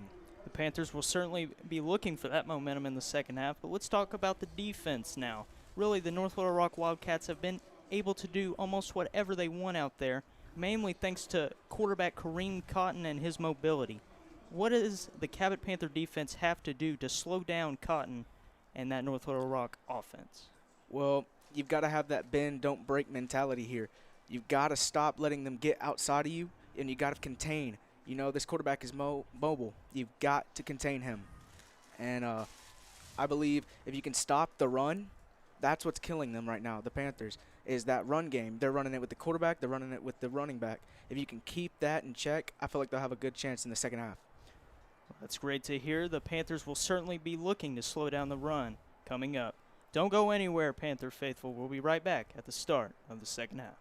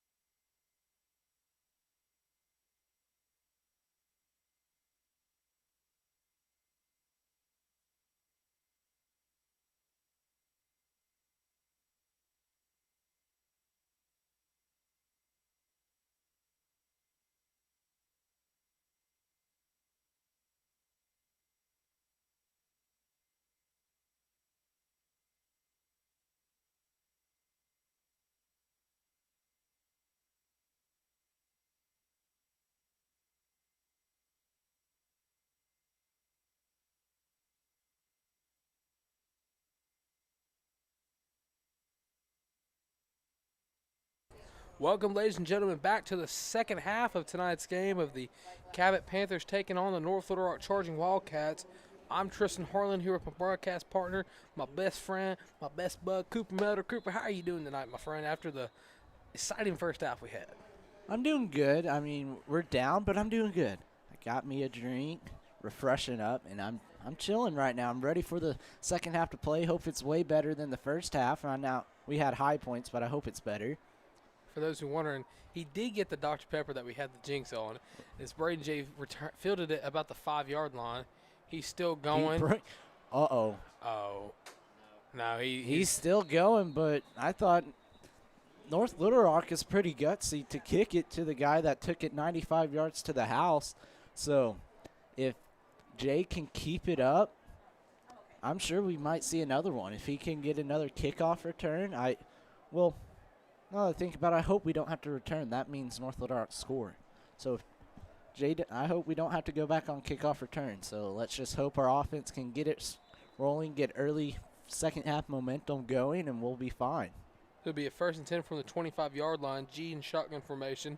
He calls for the snap. He fakes the handoff. He dumps it off to Trey Birdsong. Trey Birdsong receives one block. He's around the outside stiff arms before he's forced out of bounds at around the 40-yard line. And that was a great play call. Sent Birdsong into motion. Just hit him into the little flat area. Got him going. And then it'll be a first down for Cabot. So a little bit of the first half struggles that Cabot's had on the offensive side is really trying to get the ball, just having patience with the ball and just really trying not to force something that isn't there. As it is a first down after the catch by Birdsong, is that run's going to go a little bit of anywhere before he stopped. That will be number 20, Jacob Parks, on the carry. Parks has really been playing a lot more than Bell, but Bell really hasn't been in ever since he had that horse collar. So maybe he has a little, hopefully he's not injured, but ever since that horse collar happened at the beginning of the game, Mason Bell hasn't really been into the offense, so I hope he's okay. It is 2nd and 7 now on the 43-yard line. G still in the shotgun formation. Calls for a snap. He's going to drop back. Look, he's going to scramble. He's going to continue running. He's going to throw. That's going to be caught. What a great pitch and catch that was. The intended receiver is Kyler Carmack, and he got it. So great play there for Carmack. Mason Bell is returning back into the game for the Panther offense. And G had pressure rolled out, and Carmack came back towards the play and got the ball and for a first down, and the Panthers are finally on a drive. So it'll be a 1st and down from the 43 here. 10:43 left to go in the third quarter of play. Cabot trying to get something going on the board here as they're back down by a bunch. G calls for the snap, drops back, looks, throws it off his back foot, off a screen play. Jukes left, Jukes right. And Kyler Carmack would just be brought down just a little past the 40 there. Kyler Carmack's kind of been the saving grace of this offense right in the second quarter and right now in the third. Well, Kyler Carmack has our only offensive touchdown so far. We have a Braden J kickoff return, and then we had Jack Cabot kicking a field goal at the beginning of the game. But Kyler Carmack, he's really been the only guy on offense to score. Caught the pass, had to juke 3 people out and scored, so he's been the go-to guy. G's going to call for a snap. He's going to drop back once again. Throws it over the middle. That's going to be caught by number 81, Connor Organ, after he dropped one earlier. That's my boy. That's the big dog right there. Connor Organ making it up for the catch, and there's something's going on. I didn't see it. It'll be against North Little Rock. It'll be a personal foul penalty, so that's a 15-yard penalty coming up for the Panthers after great catch there by Connor Organ. Panther offense will be on the 15-yard line of North Little Rock, so almost we're in the red zone. You have to capitalize off of this. You need points. You're down 17 here early. 9:49 left to play in the first quarter. G's in shotgun formation. Sends a man in motions. Carmack. G going to drop back. Looks. Throws it to the corner of the end zone. That's going to be caught. Touchdown, Panthers. Kyler Carmack scoring again on offense for the Panthers. Carmack did a little flag route to the corner of the end zone, caught the pass wide open for a touchdown, and just like that, the Panthers drive downfield to start the opening half and score. We're winning the PAT if it's good. It's only going to be down 10. It's still anybody's ball game. Just need a couple stops coming up for the Panther defense, and the kick is up, and it's good. With 9:37 left in the third quarter, Cabot's only down by 10, 34-24 North Little Rock. Kick team's waiting to go back out onto the field. And Panther defense is looking to keep going with their into second half momentum, as they really got two big stops. And right now, I looked during halftime, Little Rock Catholic is beating Central. So if Catholic just ends up winning and beating Central, and even if we lose, we'll still keep our home field advantage. Now, if we lose this game and Catholic goes on and loses, we won't have a first-round home game. We would end up having to, I think, go to Harbor. So I'll keep y'all updated on that throughout the game. That's actually what I'm trying to do right now, is give it a current update of the game. It will be kickoff team ready to play. We're waiting the referee to bring the ball out. They did not have it. And right now, if you want to go around scores around the league, you have Bentonville West 7, Bentonville 37. Bryant's beating Conway 42-20. Little Rock Southwest is getting beat by Northside 13-0. Springdale's beating Fort Smith Southside 20-14, and Catholic's beating Central 16-7. Then Rogers is beating Rogers Heritage 35-14, and Fayetteville's beating Springdale Harbor 21-7. So that kick's going to be returned about the 5. He has open field. And he just fell. trips. Yeah, falls, trips, same thing. He just tripped over. Well, I think around maybe about 25-yard line, we need to go pick up that little piece of grass right there, and it looks like a player's hurt, so we'll go to break due to his family and players.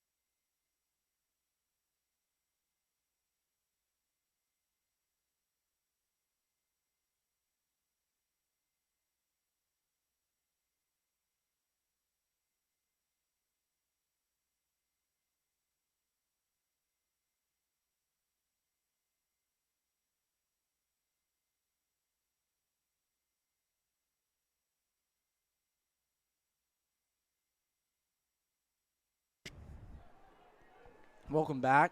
Player got off the field. Glad he was okay.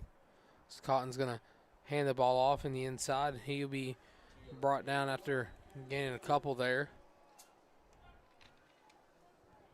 A slow start to the first drive of the North Little Rock Charging Wildcats, as Cabot really didn't take any sort of time at all for them to score. They just went down, knew what they wanted to do, and bing, bang, thank you, ma'am, and got it done. Cabot really did help with a personal foul penalty, and after that, we capitalized off of it, and they'll run the read option here, and it will be stopped before he can get the first down.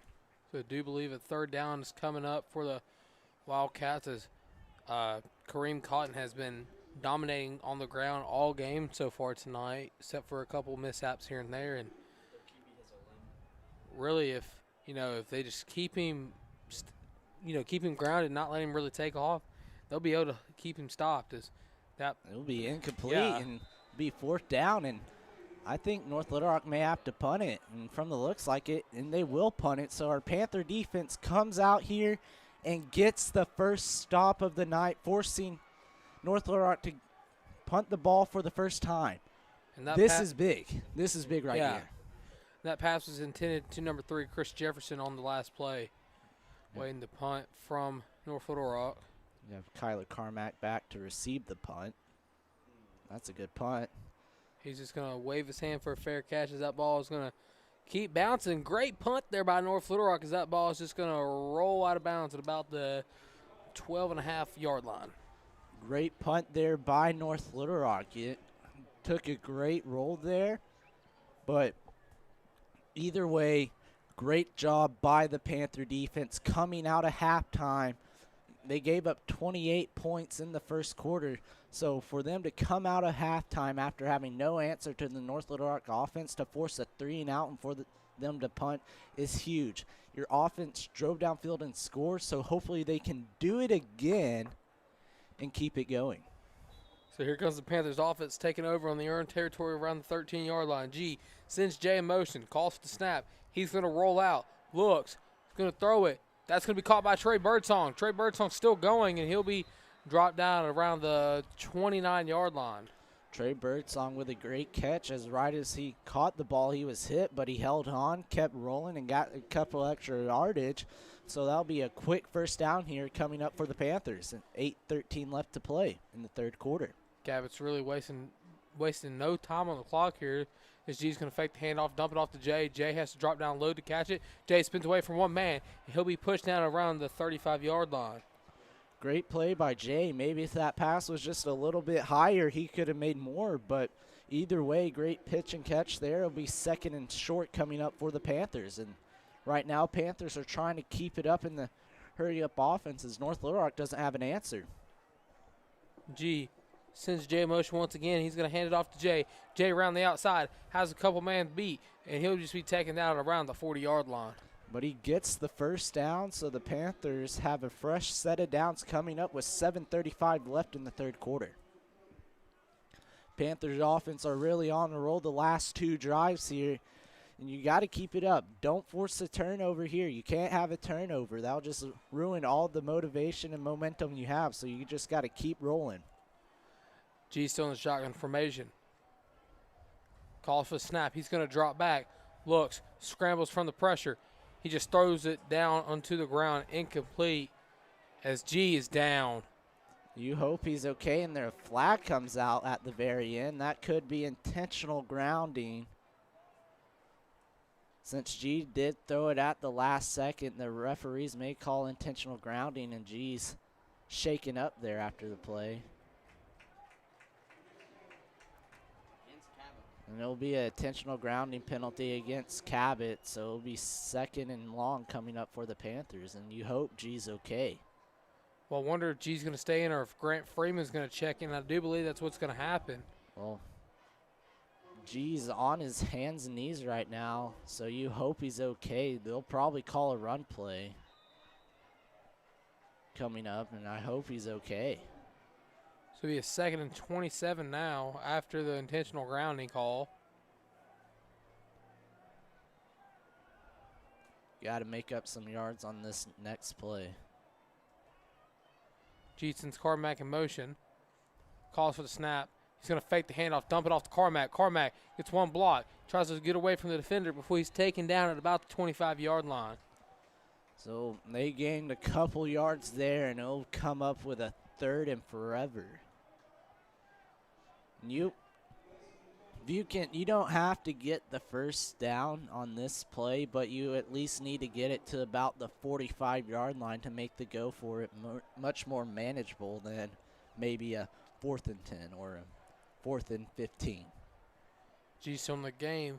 Shotgun formation, calls for snap. He's going to drop back, looks, throws it, has a man wide open. He tries to get something going here. He's around the outside. He's still going, has the first down, and he's just going to be pushed out of bounds around midfield. Excuse me, I think he'll be 2 yards short of the first down. You're looking at the 10-yard marker there, but Mason Bell caught it, got to the outside, ran far to the sideline, and it'll be 4th down for Cabot. It'll be a 4th and a long 3. Panthers will be going for it, probably try to get them to jump off sides. No, they don't. G throws it off his back foot. That's caught by Ashton Shirley. Ashton Shirley reverses field, gets a block from Trey Birdsong. He's still going. Could he get caught? He does at about the That's about the 21-yard line for Ashton Shirley, and a great play as Cabot went into the hurry up. And usually when you see Panthers do that, they try to make you jump off sides. No, they went with the play. North Little Rock sent a blitz, and they had an open middle field. And Cabot's still in that hurry up with a drive going on with 6:15 left in the third quarter. Trey Bartog's reversing fields now after being sent in motion. Sends Jay in motion. He's going to hand it off to Jay. Jay's around the outside, has a couple good blocks. He's still going. Where he just trips up at around the 11-yard line. Jay was one step away from breaking that and taking it to the house for the Panthers. If Jay could have just made that defender miss, he would have scored. And so another 1st and 10 coming up with the Panthers. So Connor Organ is coming back into the game now. Do you think we'll see a tight end screen here? Anything's possible right here. You could see it. 5:53 and counting left to go here in the third quarter play. Cabot still by 10. G's getting the last second call from Coach Reed from the sideline.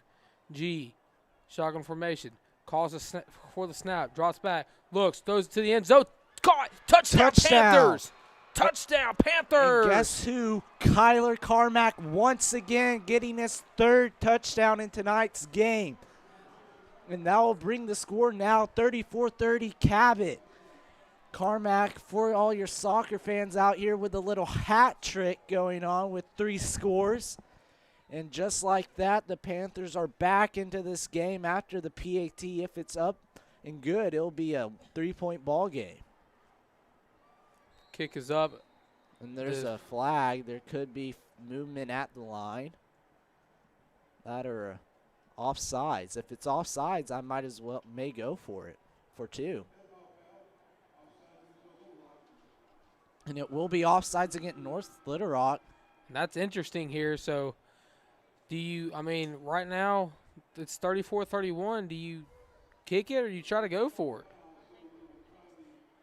It is 34-30. They took off the PAT off the board. The Panthers thought, well, we made it, so why do we have to re-kick it even if there was a penalty? But they'll have to do a re-kick just a little bit closer. I think there's confusion with the referee and Coach Reed. I do believe he said he declined it, so it should have just counted as was. Here's the snap, and hold the kick is up. And it's good. And so your scores now, Cabot is still down by 3, 34-31 North Little Rock, but Cabot's right back into this ball game. One more stop by your Panther defense, and we could be looking to take our first lead of tonight's game. Well, Cabot has been tremendously great when it comes to playing catch-up late in the game. Throwback to last year. I know it's still too early to tell, but Cabot had a great lead on North Little Rock most of the game, and North Little Rock came back and ended up winning the game by, maybe a point or 2? And they won by 1 single point, and it's just like Cabot, if you looked at the stats from that game, you're probably thinking that there's no way they could have lost that game, but just at the last second lost it by 1 point. And so now we're making the comeback. We almost made the comeback against Conway, but hopefully this time it ends differently. This is 5:36 still in the third quarter. Cabot's really been able to take over the second half here as we're waiting the kickoff, and here it goes. High, long drive kick. Returnable about the 15-yard line. Runs to the outside. Has still a couple good blocks before he's pushed down and around the 39-yard line. So here comes Kareem Cotton in his offense. Last drive, they really weren't able to get anything, going. The Panthers forced their first 3 and out of tonight's game. So hopefully momentum keeps going back towards the Panthers, and there's a flag out on the field. Holding. They'll be holding against North Little Rock, so that'll just back them up good 10 yards there, and that'll put North Little Rock in the worst field position they've had all game. Well, it's all about right now who has the stronger mental capacity of what they want to do with the game. Like Bates and then we're saying during halftime, bend don't break. Mm-hmm. That's what the Panthers need to do right now if they want to take their first lead of the game. Luke did say the Panther defense needs to step it up, and they really have been doing that. So if they can keep the gas pedal going, hopefully we can win this game. Around the outside, has wide open field.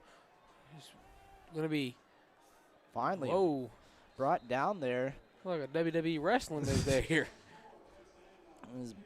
Looks like he was brought down around with number 59, Eric Masterson, along with 93, Chase Gibson. And Tyler Parks kind of got caught up in that mess at the end of the play. Yeah. 5:12 left to go here in the third quarter. North Little Rock trying to get their momentum back on their side. It's number 9. Stewart did go out with a apparent cramp injury. Con calls for the ball. That's about looks, does a little quick screen. Tries to get something going there as he breaks into the Poor secondary. Tackling, and Tyler Parks. Oh, wow. And that's the problem we had the first half. Horrible tackling causes plays like that to happen. We've seen it all year. We've had them stopped in the backfield, but we don't wrap up, and we just try to arm tackle. And instead of maybe stopping them for a gain of 2, we have to stop. They end up getting 20 to 30 yards. And so looks like there's an injured player on the field. So due to respect, we'll go to break. We'll be right back after this.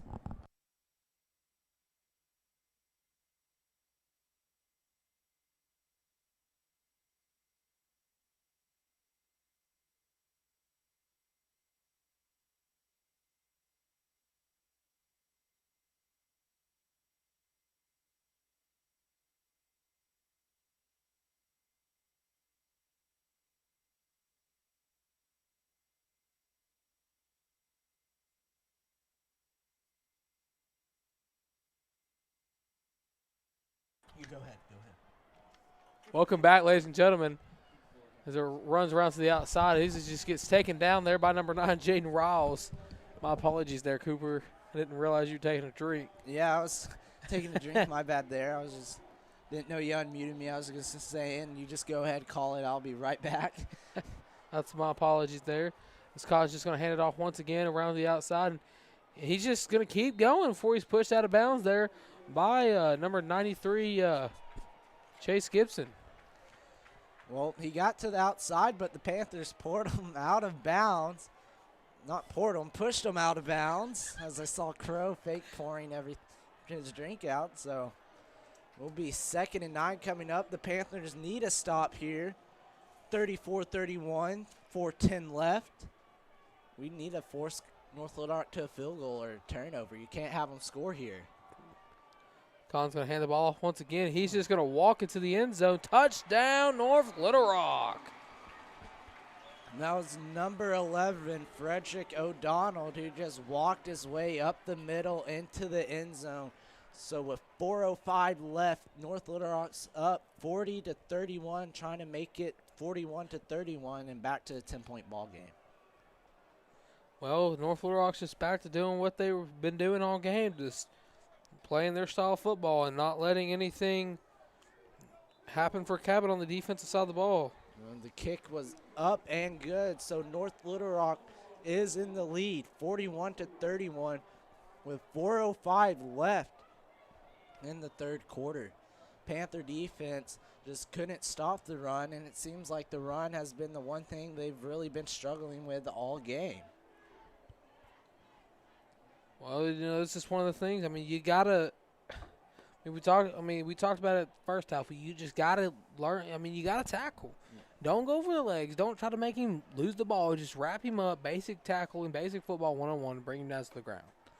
Don't try to go for a highlight. Just get him down. Yeah, they're trying to I know they're just trying to get a hand on him, but it's like when you have them in front of you, they're trying to just grab at him, just go at him, square up, wrap up his legs, bring him down. Don't try to pull him down by the jersey or anything, but you just have to tackle him at the line because he's just pushing off of them, and instead of a loss of 2 or a gain of 1, it's a gain of 25. Especially the way Frederick O'Donnell's been playing. He's just simply just pushing them off like they're little peewee football players coming at him. That's going to be Jay again. Yeah, it's going to be return fielded about the 5-yard line. Gets a couple good blocks, reverses field before he's dropped down again right around the 20. So here comes Cabot's offense. G went down last drive, but he stayed in. Hopefully that he's okay and he can remain in the game.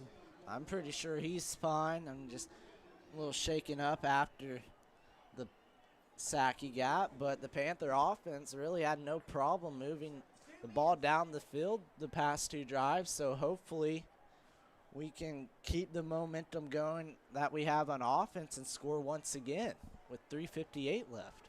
I remember last night, Thursday night at Mount Carmel, during the team dinner, G did have his hand wrapped and asked him what was wrong. He said he just was hoping for some swelling to go down as he sends Carmack in motion. G drops back, looks, throws it across the body. And there's and the pass that's interference calling. I don't know why they're diving on the ball at the end of the play. It was obviously a incompletion. Yeah, but the pass interference did come in as Jay was shoved down before the ball even got to him. Yeah, he ran into a brick wall. So the refs are calling it.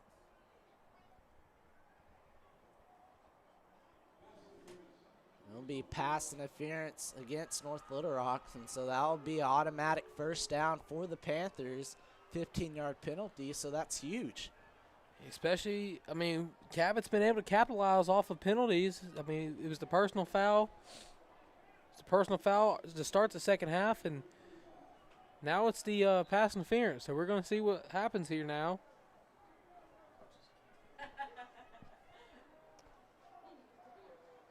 G in shotgun formation. Sends man in motion. He's going to fake the handoff to Jay. G is going to roll out, throws it deep, has a man. That's going to be caught by Carla Carmack. I mean, he caught it, but a flag is down on the field. I think he dropped it, but there's a flag, so this could be offensive pass interference. So we await the call.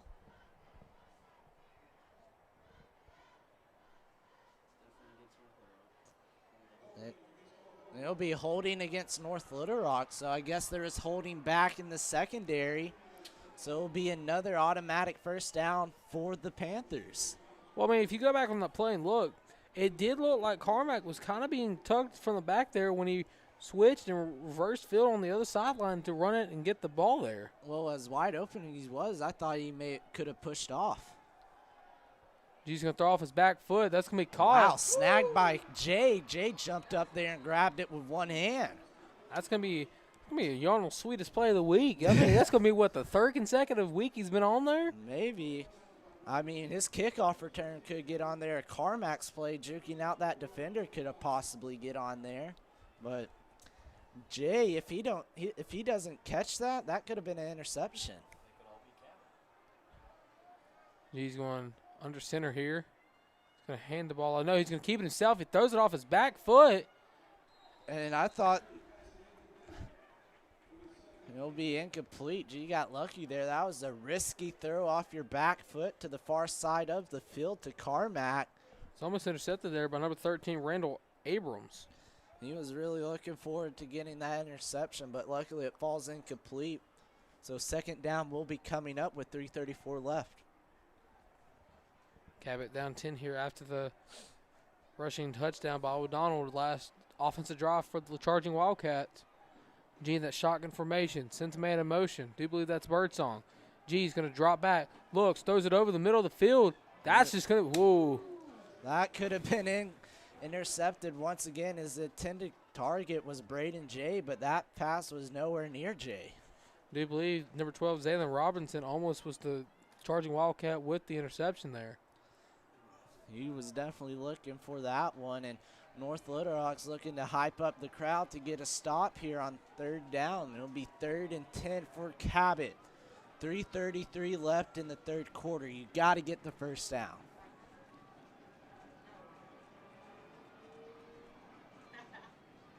G calls for the snap, drops back, looks, has pressure coming. And he's just going to get sacked. You can't have that happen, and now instead of having a chance of going for it on 4th down, you're now all the way back in your own territory around the 41-yard line, and now you have to punt the ball away. You can't have that happen. You can't just take a sack like that, especially if you're going to roll out that far into the backfield. You can't do that. Oh, no doubt. I mean, this is something, I mean, you just can't do. Especially in this type of game, you're down by 10. If you would have gone downfield and scored, you would have been right back 3 points of the game as it was earlier. Especially with a game where your defense is, I mean, no discredit to defense, but they haven't been able to stop the run. They haven't been able to tackle guys in open field. I mean, they just really haven't been able to do anything. Like, no discredit to the defense. They came out to start the second half after G went downfield and scored and got a 3-and-out, and they've had a interception, and they've had two or three stops besides that. But at the same time, like you're saying, they haven't been playing the best game. Now, if they're winning, okay, that's fine, but it's not last week when we almost had a shutout. You're down. You can't take a sack like that. This Collins just going to hand it off once again, and we'll be stopped short of the first down. It'll be a 9-yard gain, and that was run by number 3, Chris Jefferson.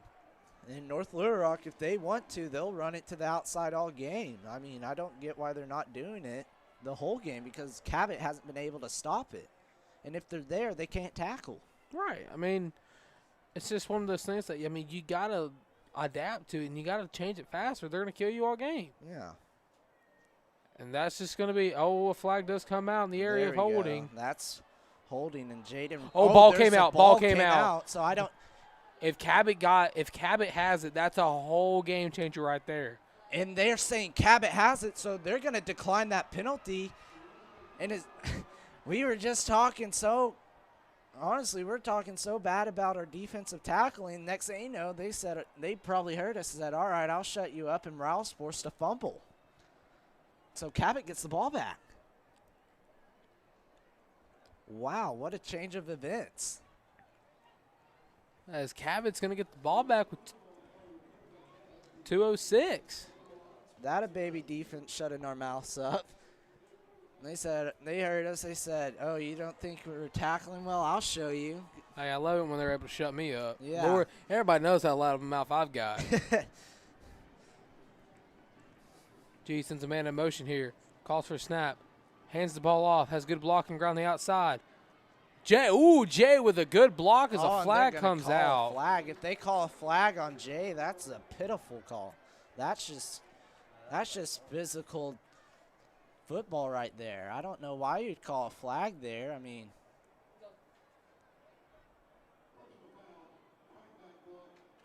and it'll be and Jay gets called for a penalty on a block. I mean, there's nothing wrong with that play.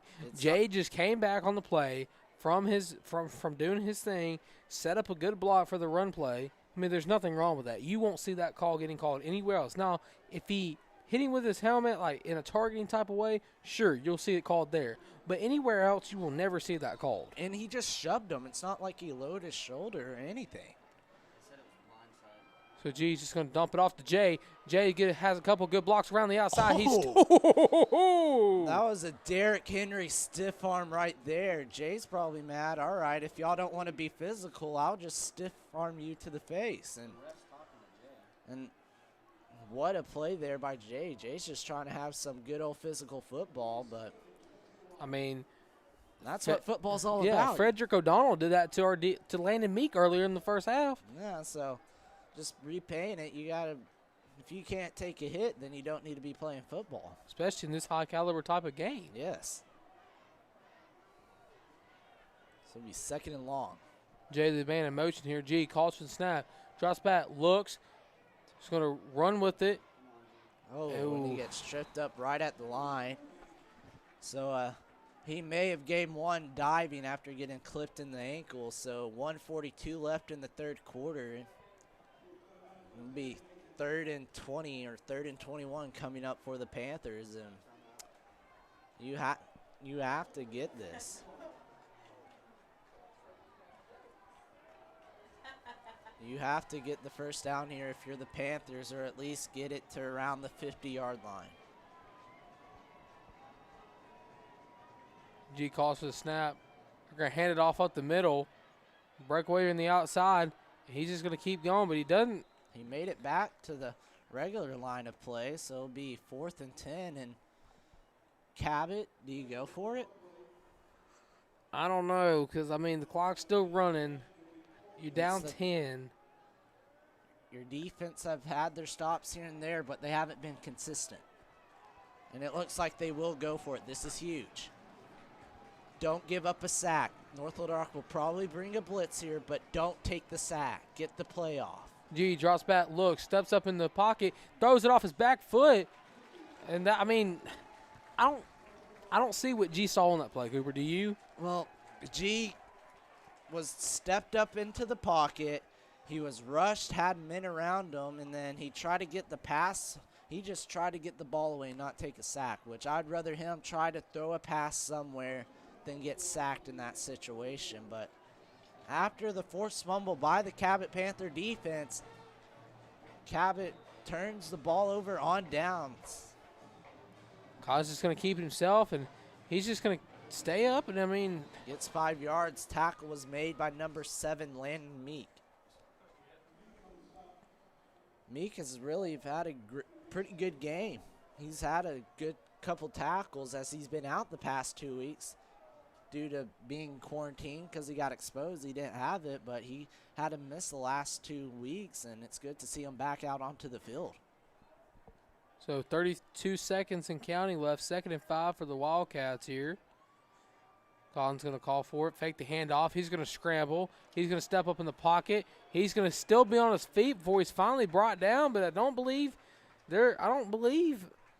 he got enough for the first there. I think it'll be a 3rd and short coming up, but Nope. one thing They're going to give it to they'll him. give him a first down, but one thing I don't like from our Panther defensive line, I get you're trying to get in front of the ball, bat it down, but Get the sack. you go for the player. Watch him. He's been pump faking y'all all night. So I get it's your instinct. Yes, it's a problem, but I would rather focus on getting the tackle than the sack, because if he does throw it and you just run through him, it will be a bad pass because you hit him, but it'll be the end of the 3rd quarter. Your score right now, 41-31, North Little Rock. We'll be right back at the start of the 4th quarter.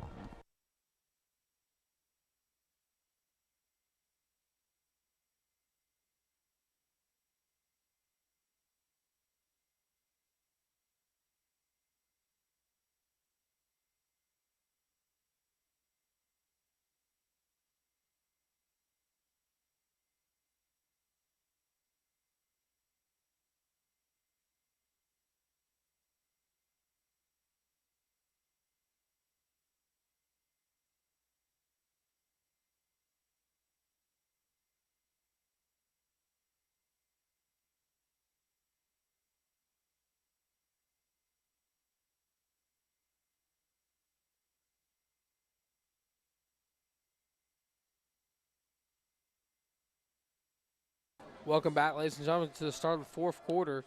1st and 10 for the Wildcats as Cotton's just going to hand the ball off to Jefferson. Jefferson around to the outside, and a flag comes out.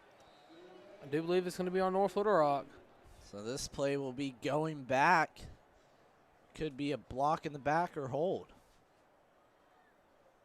And it'll be holding against North Little Rock. So North Little Rock will march back 10 yards, and a 1st and 20 will be coming up. And will we see another maybe 2nd and 37 again?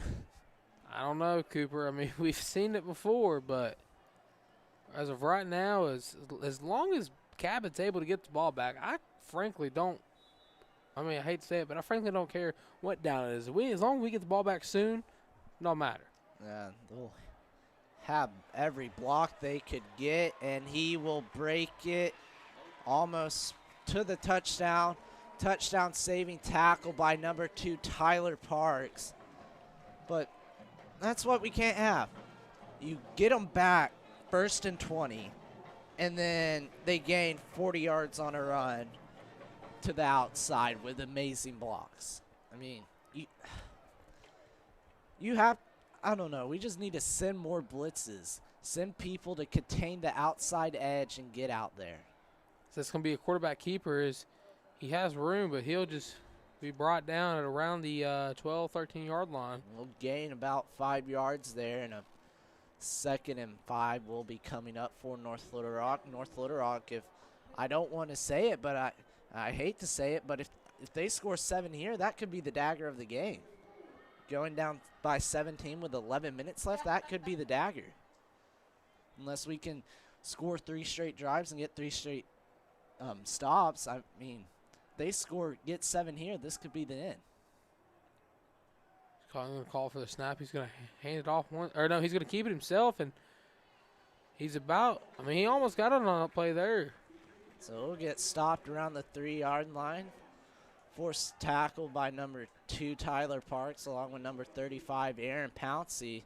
So it'll be a 1st and goal for North Little Rock as they're on the 3-yard line. Need a big stop here. Need to hopefully force a guy for a loss, force a turnover, get a fumble. And he's just going to walk right into the end zone. Touchdown, North Little Rock. And North Little Rock, they have been running the ball all over us all game. I mean, it's honestly insane. So with 10:26, North Little Rock is up 47-31 after the PAT. It could be 48. We go to scores around the league, and Little Rock Catholic is still beating Central. And Bryant is playing like Bryant. They're beating Conway 56-33, and Bentonville's beating Bentonville West 44-7. Wow. So how are we looking on seeding right now, Cooper? well, if Catholic can beat Central, we'll be fine and keep the 4 seed now. If we don't make the comeback, down 17 here with 10:26 left, and if we lose, and then Catholic ends up losing against Central, we'll lose the 4 seed in the home playoff game, and then we'll end up having to go to Northwest Arkansas the first round instead of getting our first round home game. And honestly, and the worst part about that, if we lose and Catholic doesn't beat Central, we'll be on the side. If we win next week, we would have to play Bryant. Don't tell me that. Don't So, crush my dreams. We need a good comeback right now. That kick's going to be returnable. Fielded at about the 5-yard line. Has some good blocks. He trips. He'll be stopped around the 15-yard line, and Cabot offense will be coming back out onto the field. So here comes the offense for the Panthers. So far they've been able to get some good things going. Well, the Cabot Panther offense, they came out here out of the second half on fire. No one could stop them. We got it back to a 3-point game, and then ever since then, it seems like we couldn't get anything going. I mean, we had a drive we had something going, then we get sacked for loss for like 22, and then penalties, and you just can't have it. That run's going to go absolutely nowhere. In fact, I'm sure he's going to lose yards. That play was... Oh, there's the flag. And there's a flag at the end of the play, so dumb play there by North Little Rock. I'm pretty sure that'll give us a first down. Waiting the call here. It'll be a personal foul on number 40 of North Little Rock. That's Marcus Stovall for North Little Rock, and that's a dumb play by there. You had him stopped in the backfield for loss. The play was called dead, and then you get a personal foul penalty instead of a loss of yardage for Cabot. He just gave us a free first down. He's going to drop back, pump fakes once, throws it deep to Carmack. And Carmack, he threw that into double coverage. Carmack still almost came away with that ball. Risky throw there by G, though. And I get he's trying to get us back into the game, but you can't throw into double coverage. You're not going to get us back into the game like that. You got to. Or at least throw it more in front of him so Carmack can use his speed to separate and get under it and have a breakaway touchdown. Because I know, he can launch the ball. He just needs to do it, and Carmack has speed to go get it. Hand it off around to the outside. Has a couple good blocks. That's going There to be we a go, horse and- collar. And poor Mason Bell, that's the second one of tonight. They've been all over his horse collar in tonight's game. So after a 5-yard run, the horse collar at the end of the play, that'll just give us another first down for Cabot. Hey, North Florida, you can keep doing that if you want. I'm sure we'd take it. Yeah, I'll keep taking free first downs if you. Oh, they called a face mask. From up here, it looked like a horse collar, but 15-yard penalty. We're now on the 50-yard line, and we really haven't done much. North Little Rock has just been giving us 3 yards by dumb penalties. Well, 9:52, Cabot can easily come back into this game with a score here. They got to score quick, and then we need a good pair of stops from the defense. G is going to drop back, throws it off his back foot. That's going to be caught. He'll get stopped right at the line, maybe lost one. I think they'll just say he got back to the line of scrimmage. So they try to go with a little short screen pass play to Jay, and North Little Rock was all over it.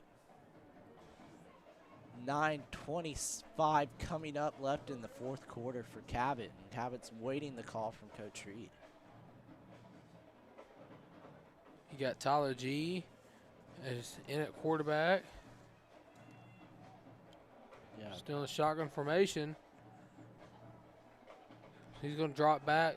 Look. Throw it over the middle. Has a man. That's and there's a flag in the backfield, so that'll be roughing the passer, it'll looks be like. roughing the passer or a late hit on the quarterback. So that's another free first down. Like I said, I'll take him. Yeah, and Kyler Carmack, he was wide open and just dropped it. Oh, and it'll be a holding call against Cabot, so we'll be marched back a couple 10 yards, so we'll replay second down. As G's getting on his offensive line there. Well, he's probably saying, well, you held, and then I still got hit. So it'll be a 2nd and 25 now after the holding call. Ball will be placed on the Cabot 35-yard line. G is going to drop back, looks, throws it, has a man. That's just going to be popped up, incomplete. His intended receiver is number 5, Braden Jay, but that was a risky pass there as Jay was all over him, and that was almost intercepted once again, but luckily it fell incomplete. It'll be 3rd and 25, 8:59 left in the fourth quarter.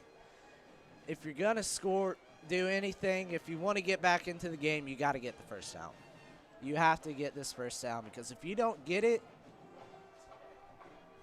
but if you're not going to get it on this third down, you got to get at least to the 50-yard line or maybe the 45. Because you're not going to go for it if it's 4th and 25. G steps up, keeps it himself. He's going to run. He's going to stay behind the line. You got to get rid of it. Oh, and it was almost intercepted. And G didn't want to run for it because he knew he wasn't going to get it. He stayed behind the line, tried to force a pass to an open man, just couldn't get it as it fell down to the ground, almost intercepted. And Cabot will bring out a punt team. And so down by 17, 8:52 left. You still have all 3 timeouts, so there's still a chance we can win this game. You have to get a stop here, and then you have to score. You have to get a stop and score. And another not a great punt there from Dylan Sampson, and that won't even make it past the 50-yard line, so North Little Rock will have great field position to start their upcoming drive, and that's kind of been the story of the whole game. North Little Rock has always started with great field position, it seemed like. Well, Cooper, I mean, outside run, quarterback keeper. That's pretty much a good summary of what North Little Rock has been running on offense. And the read option. Yeah. Well, you know what I'm getting Yeah, at. I mean, you're not wrong. It's either an outside run with the running back, Cotton, or the running backs goes to the outside, and he'll go up the middle this time, but get a 4-yard gain. And it's just when Cotton goes to throw it, he really hasn't been able to complete a pass. I mean, I'm sure he's completed at least one tonight, but He hasn't really completed many. He hasn't. yeah, I mean, but I understand why. He doesn't need to throw it. In which I wish the Panther defense would just force him to throw it. Because when he does throw it, everyone's covered, and the next thing you know, he's running to the outside. right. We just need to force him to throw and make mistakes so we can get interceptions. That's going to be another inside run there, and he's just going to stay on his feet. And I do believe he got enough for the first down there. And it will be a first down. I mean, we had a guy on him at the line of scrimmage, just couldn't wrap up. So North Little Rock's on a drive again, running the ball, 7:50 left in the fourth quarter. And Cabot Panthers are down 48-31, down by 17. And we need to force a fumble we need to force a fumble because I highly doubt it they'll pass it. Right. And if they do, I'm sure it's going to be a quick receiver screen that they're going to turn a 5-yard pass to a 30-yard gain. Yeah. So they're just going to run it up the middle there, and flag comes out. Could be a holding call. And Cotton's just standing there because he already knows the call. He's like, well, I'm not going to go all the way down there and just have to walk all the way back. And it'll be another holding call against North Little Rock. So that'll be a loss of 10. It'll be 1st and 20 coming up. But it seems last time we got North Little Rock to 1st and 20, they broke away for 35 yards. So we can't have that here. We have to. They keep messing up, and Cabot's not taking advantage of it. Well, it's just one of those things that, I mean, you get them pushed back because of their disadvantage when it comes to penalties. And then you give up, X amount of yards because of either a short rush that turns into a bigger one or a short receiver screen that goes from 5 to 32-yard gain. And no disrespect to North Little Rock. They're a great team, but honestly, Cabot's better. No, I mean, Cabot. We've seen it. We've seen it in tonight's game. We saw them at the start of the second half. They had no answer for us. We were doing great on all cylinders of defense. Offense was literally driving down the field with ease, and we were literally 3 points away from taking the lead. Well, I mean, there's no doubt that if you get the Cabot Panther defense that played against Northside last week, and you get that offense, I'm sure Cabot would be up a lot more. Cabot would be up 14-plus points. If tackling was better this week, offense just doesn't give up those 2 interceptions and mental mistakes like that, we're definitely beating this team. It's just like, there we go. Get him and he'll be stopped. There you go. A little RKO action at the end of the play by number 19, Payson Woods. We watched too much WWE on the way up I here. don't watch WWE, but I just know the RKO. And so 5:55 left in the fourth quarter. Third down coming up. Cabot, you just don't need to give up a first down.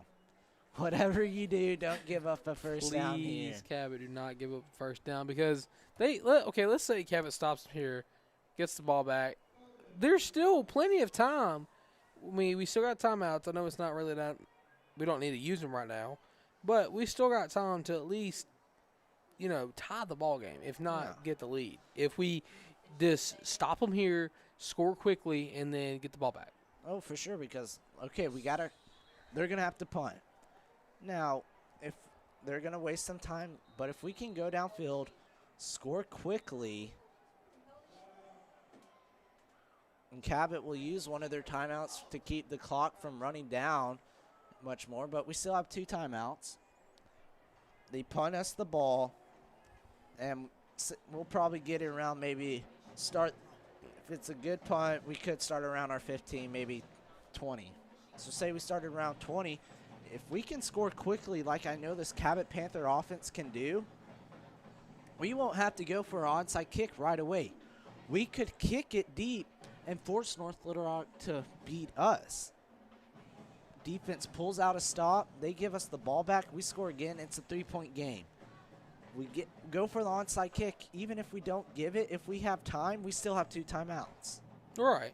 I mean, this game certainly is not over just yet. No, I mean, it's close, but it's not over just yet. We've seen our Cabot Panther offense score quickly. And we've seen them come back from a 21-0 deficit before. And they came back from it just like that. So we're going to have to – we need – if anything else, we can't start the comeback until we score. Right. So we just have to go back out on offense after this punt. Oh, and a bad punt. That was close. And a flop at the end of the play by the punter. And that could – Lord have mercy. That could have been bad that could have been. fast. But good thing is they're backed up so far. Even if anything happened, it would still be a 4th and long. But they would have better field position. But a bad punt there. Now we're starting on the 32-yard line. 5:07 left. If we can score maybe 3 plays, things will get interesting. Well, I mean, we've seen them do it. We've seen G, first play of the drive, throw an 87-yard touchdown to Braden J. We've seen guys that have been able to run the jet sweep around the outside and score, and just like that. G is going to drop back. He's going to throw it to the sideline, Trey Birdsong, and they're going to say it was incomplete. Birdsong just couldn't get his speed in bounds as Birdsong had to go up for it. Didn't realize how close he was to the out of bounds as they were just going to try to run a little out route to get yards and get out of bounds to stop the clock, but 5:03 left in the 4th. So G's going to see Trey Birdsong in motion here. Trey Birdsong around to the outside. He's just going to be taken down there by number 21, Jordan Owens. And so the jet sweep was stopped right at the line. And so it'll be 3rd and 10 coming up for the Panthers, and the clock is going to continue to roll down with 4:35 left in the 4th quarter. So we need a first down here, or we need a big touchdown play, if anything. Oh, yeah. If you don't score on this play, catch the ball. If you don't have the first down, get it, then get out of bounds. Don't try to make something happen. Catch it, get first down, get out of bounds. G's going to drop back. Looks, throws it to Trey Birdsong, and he's just going to be absolutely plastered there as the ball will fall incomplete. And if you're Cabot, you got to go for it. You're not going to – if you don't go for it, you're basically just giving the ball game away there. So if you don't get it here, it's over. With 4:10 left, and you got to get it. So waiting to see what Coach Reed's going to want to do is there's a timeout on the field. So with 4:10 left to go in tonight's game, your Panthers are down 48-31. Be right back after this.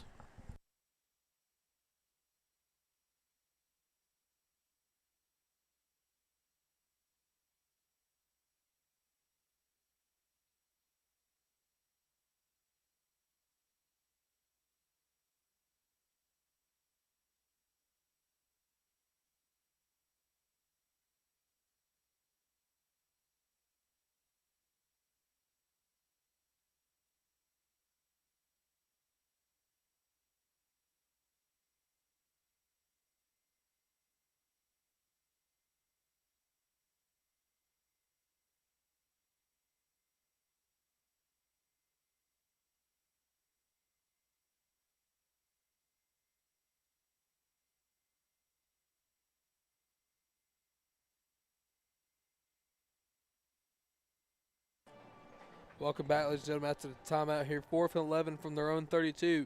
Cabot with the ball here, going for it. This could decide the game right here. G drops back, looks, steps up in the pocket. Gonna heave it deep, has a man. Incomplete. Turnover on down. So that quite possibly could be the final nail in the coffin that the North Little Rock Charging Wildcats needed. I think that was 4:05 left. You have one timeout. You're down by 17. You had to have it there, and Braden J just couldn't come down with it. It was a tough pass, tough catch, and fell incomplete. And Panther defense will come back out on here. But Cabot fans, We do get a home playoff game. don't you worry. We have a home playoff game. Catholic ended up beating Central. So no matter what happens to this game, we have a home playoff game. So does that mean we're away from Brian on the yes, playoff we're bracket? away from Brian on the playoff bracket. So ladies and gentlemen, next Friday night at Panther Stadium, Come out and Come support out. the Panthers. it will be a home playoff game. And it will be stopped in the backfield by number 18, Jared Whitman, along with number 42, Hewitt Helton, throwing them down hard. Well, I'm just excited that we don't have to see Bryant in the playoffs until the final round, if anything. Yeah. So we're away from the Bryant side because Bryant, Is obviously going to, they've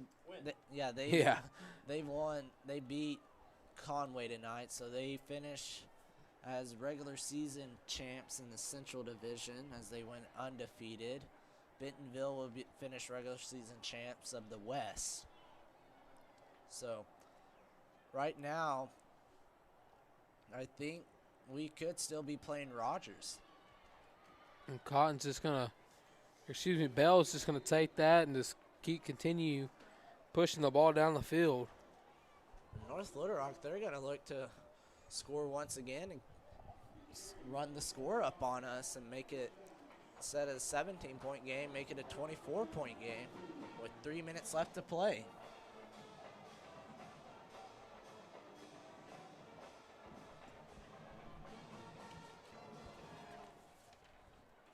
.250 left to go here in tonight's game. And so right now we are on North Little Rock's side of the bracket, so if we do see them, it will be third round of the playoff. So it will be the semifinal game. If that's if North Little Rock goes on and wins out.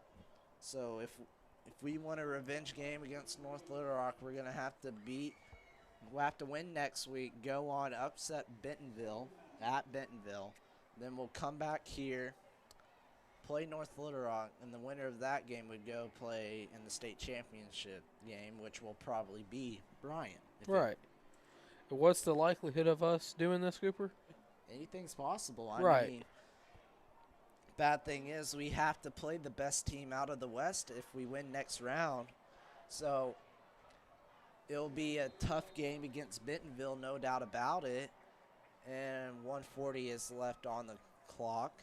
So now we do get away from Bryant, but we don't get it much easier as we have Bentonville on our side, who's undefeated and beat.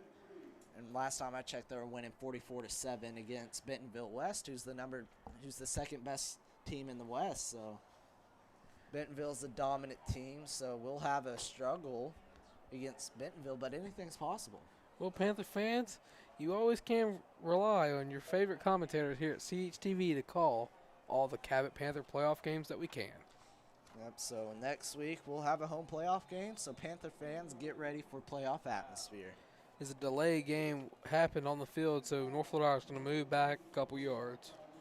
There's 1:04 left in the game, and Cabot, they put up a fight. The closest we ever got it was 3-point ball game, and we just couldn't pull up the stops we needed to.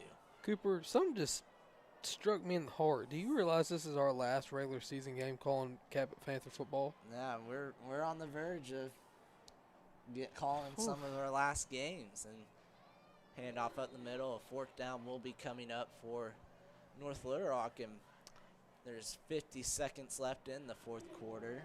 And I just want to go ahead and real quick thank all the fans that have watched over the years. That I know this is your first full year doing football, but I want to thank all the fans that stuck with us last year with Tristan Bates, myself, and Evan Tonneson doing commentary, and this year with me, Tristan Bates, and Cooper Melder doing commentary, whether it was in basketball earlier this year or,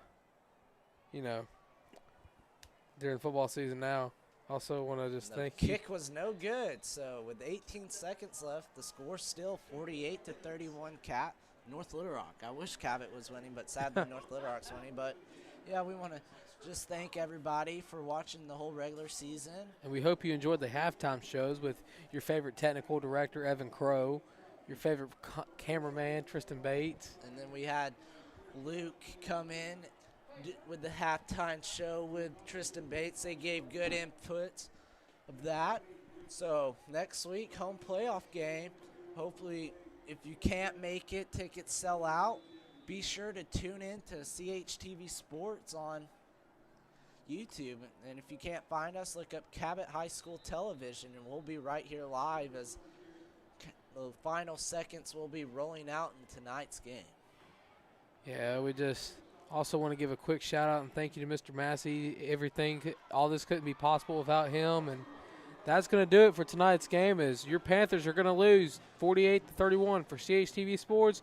I'm Tristan Harlan here with Cooper Melder.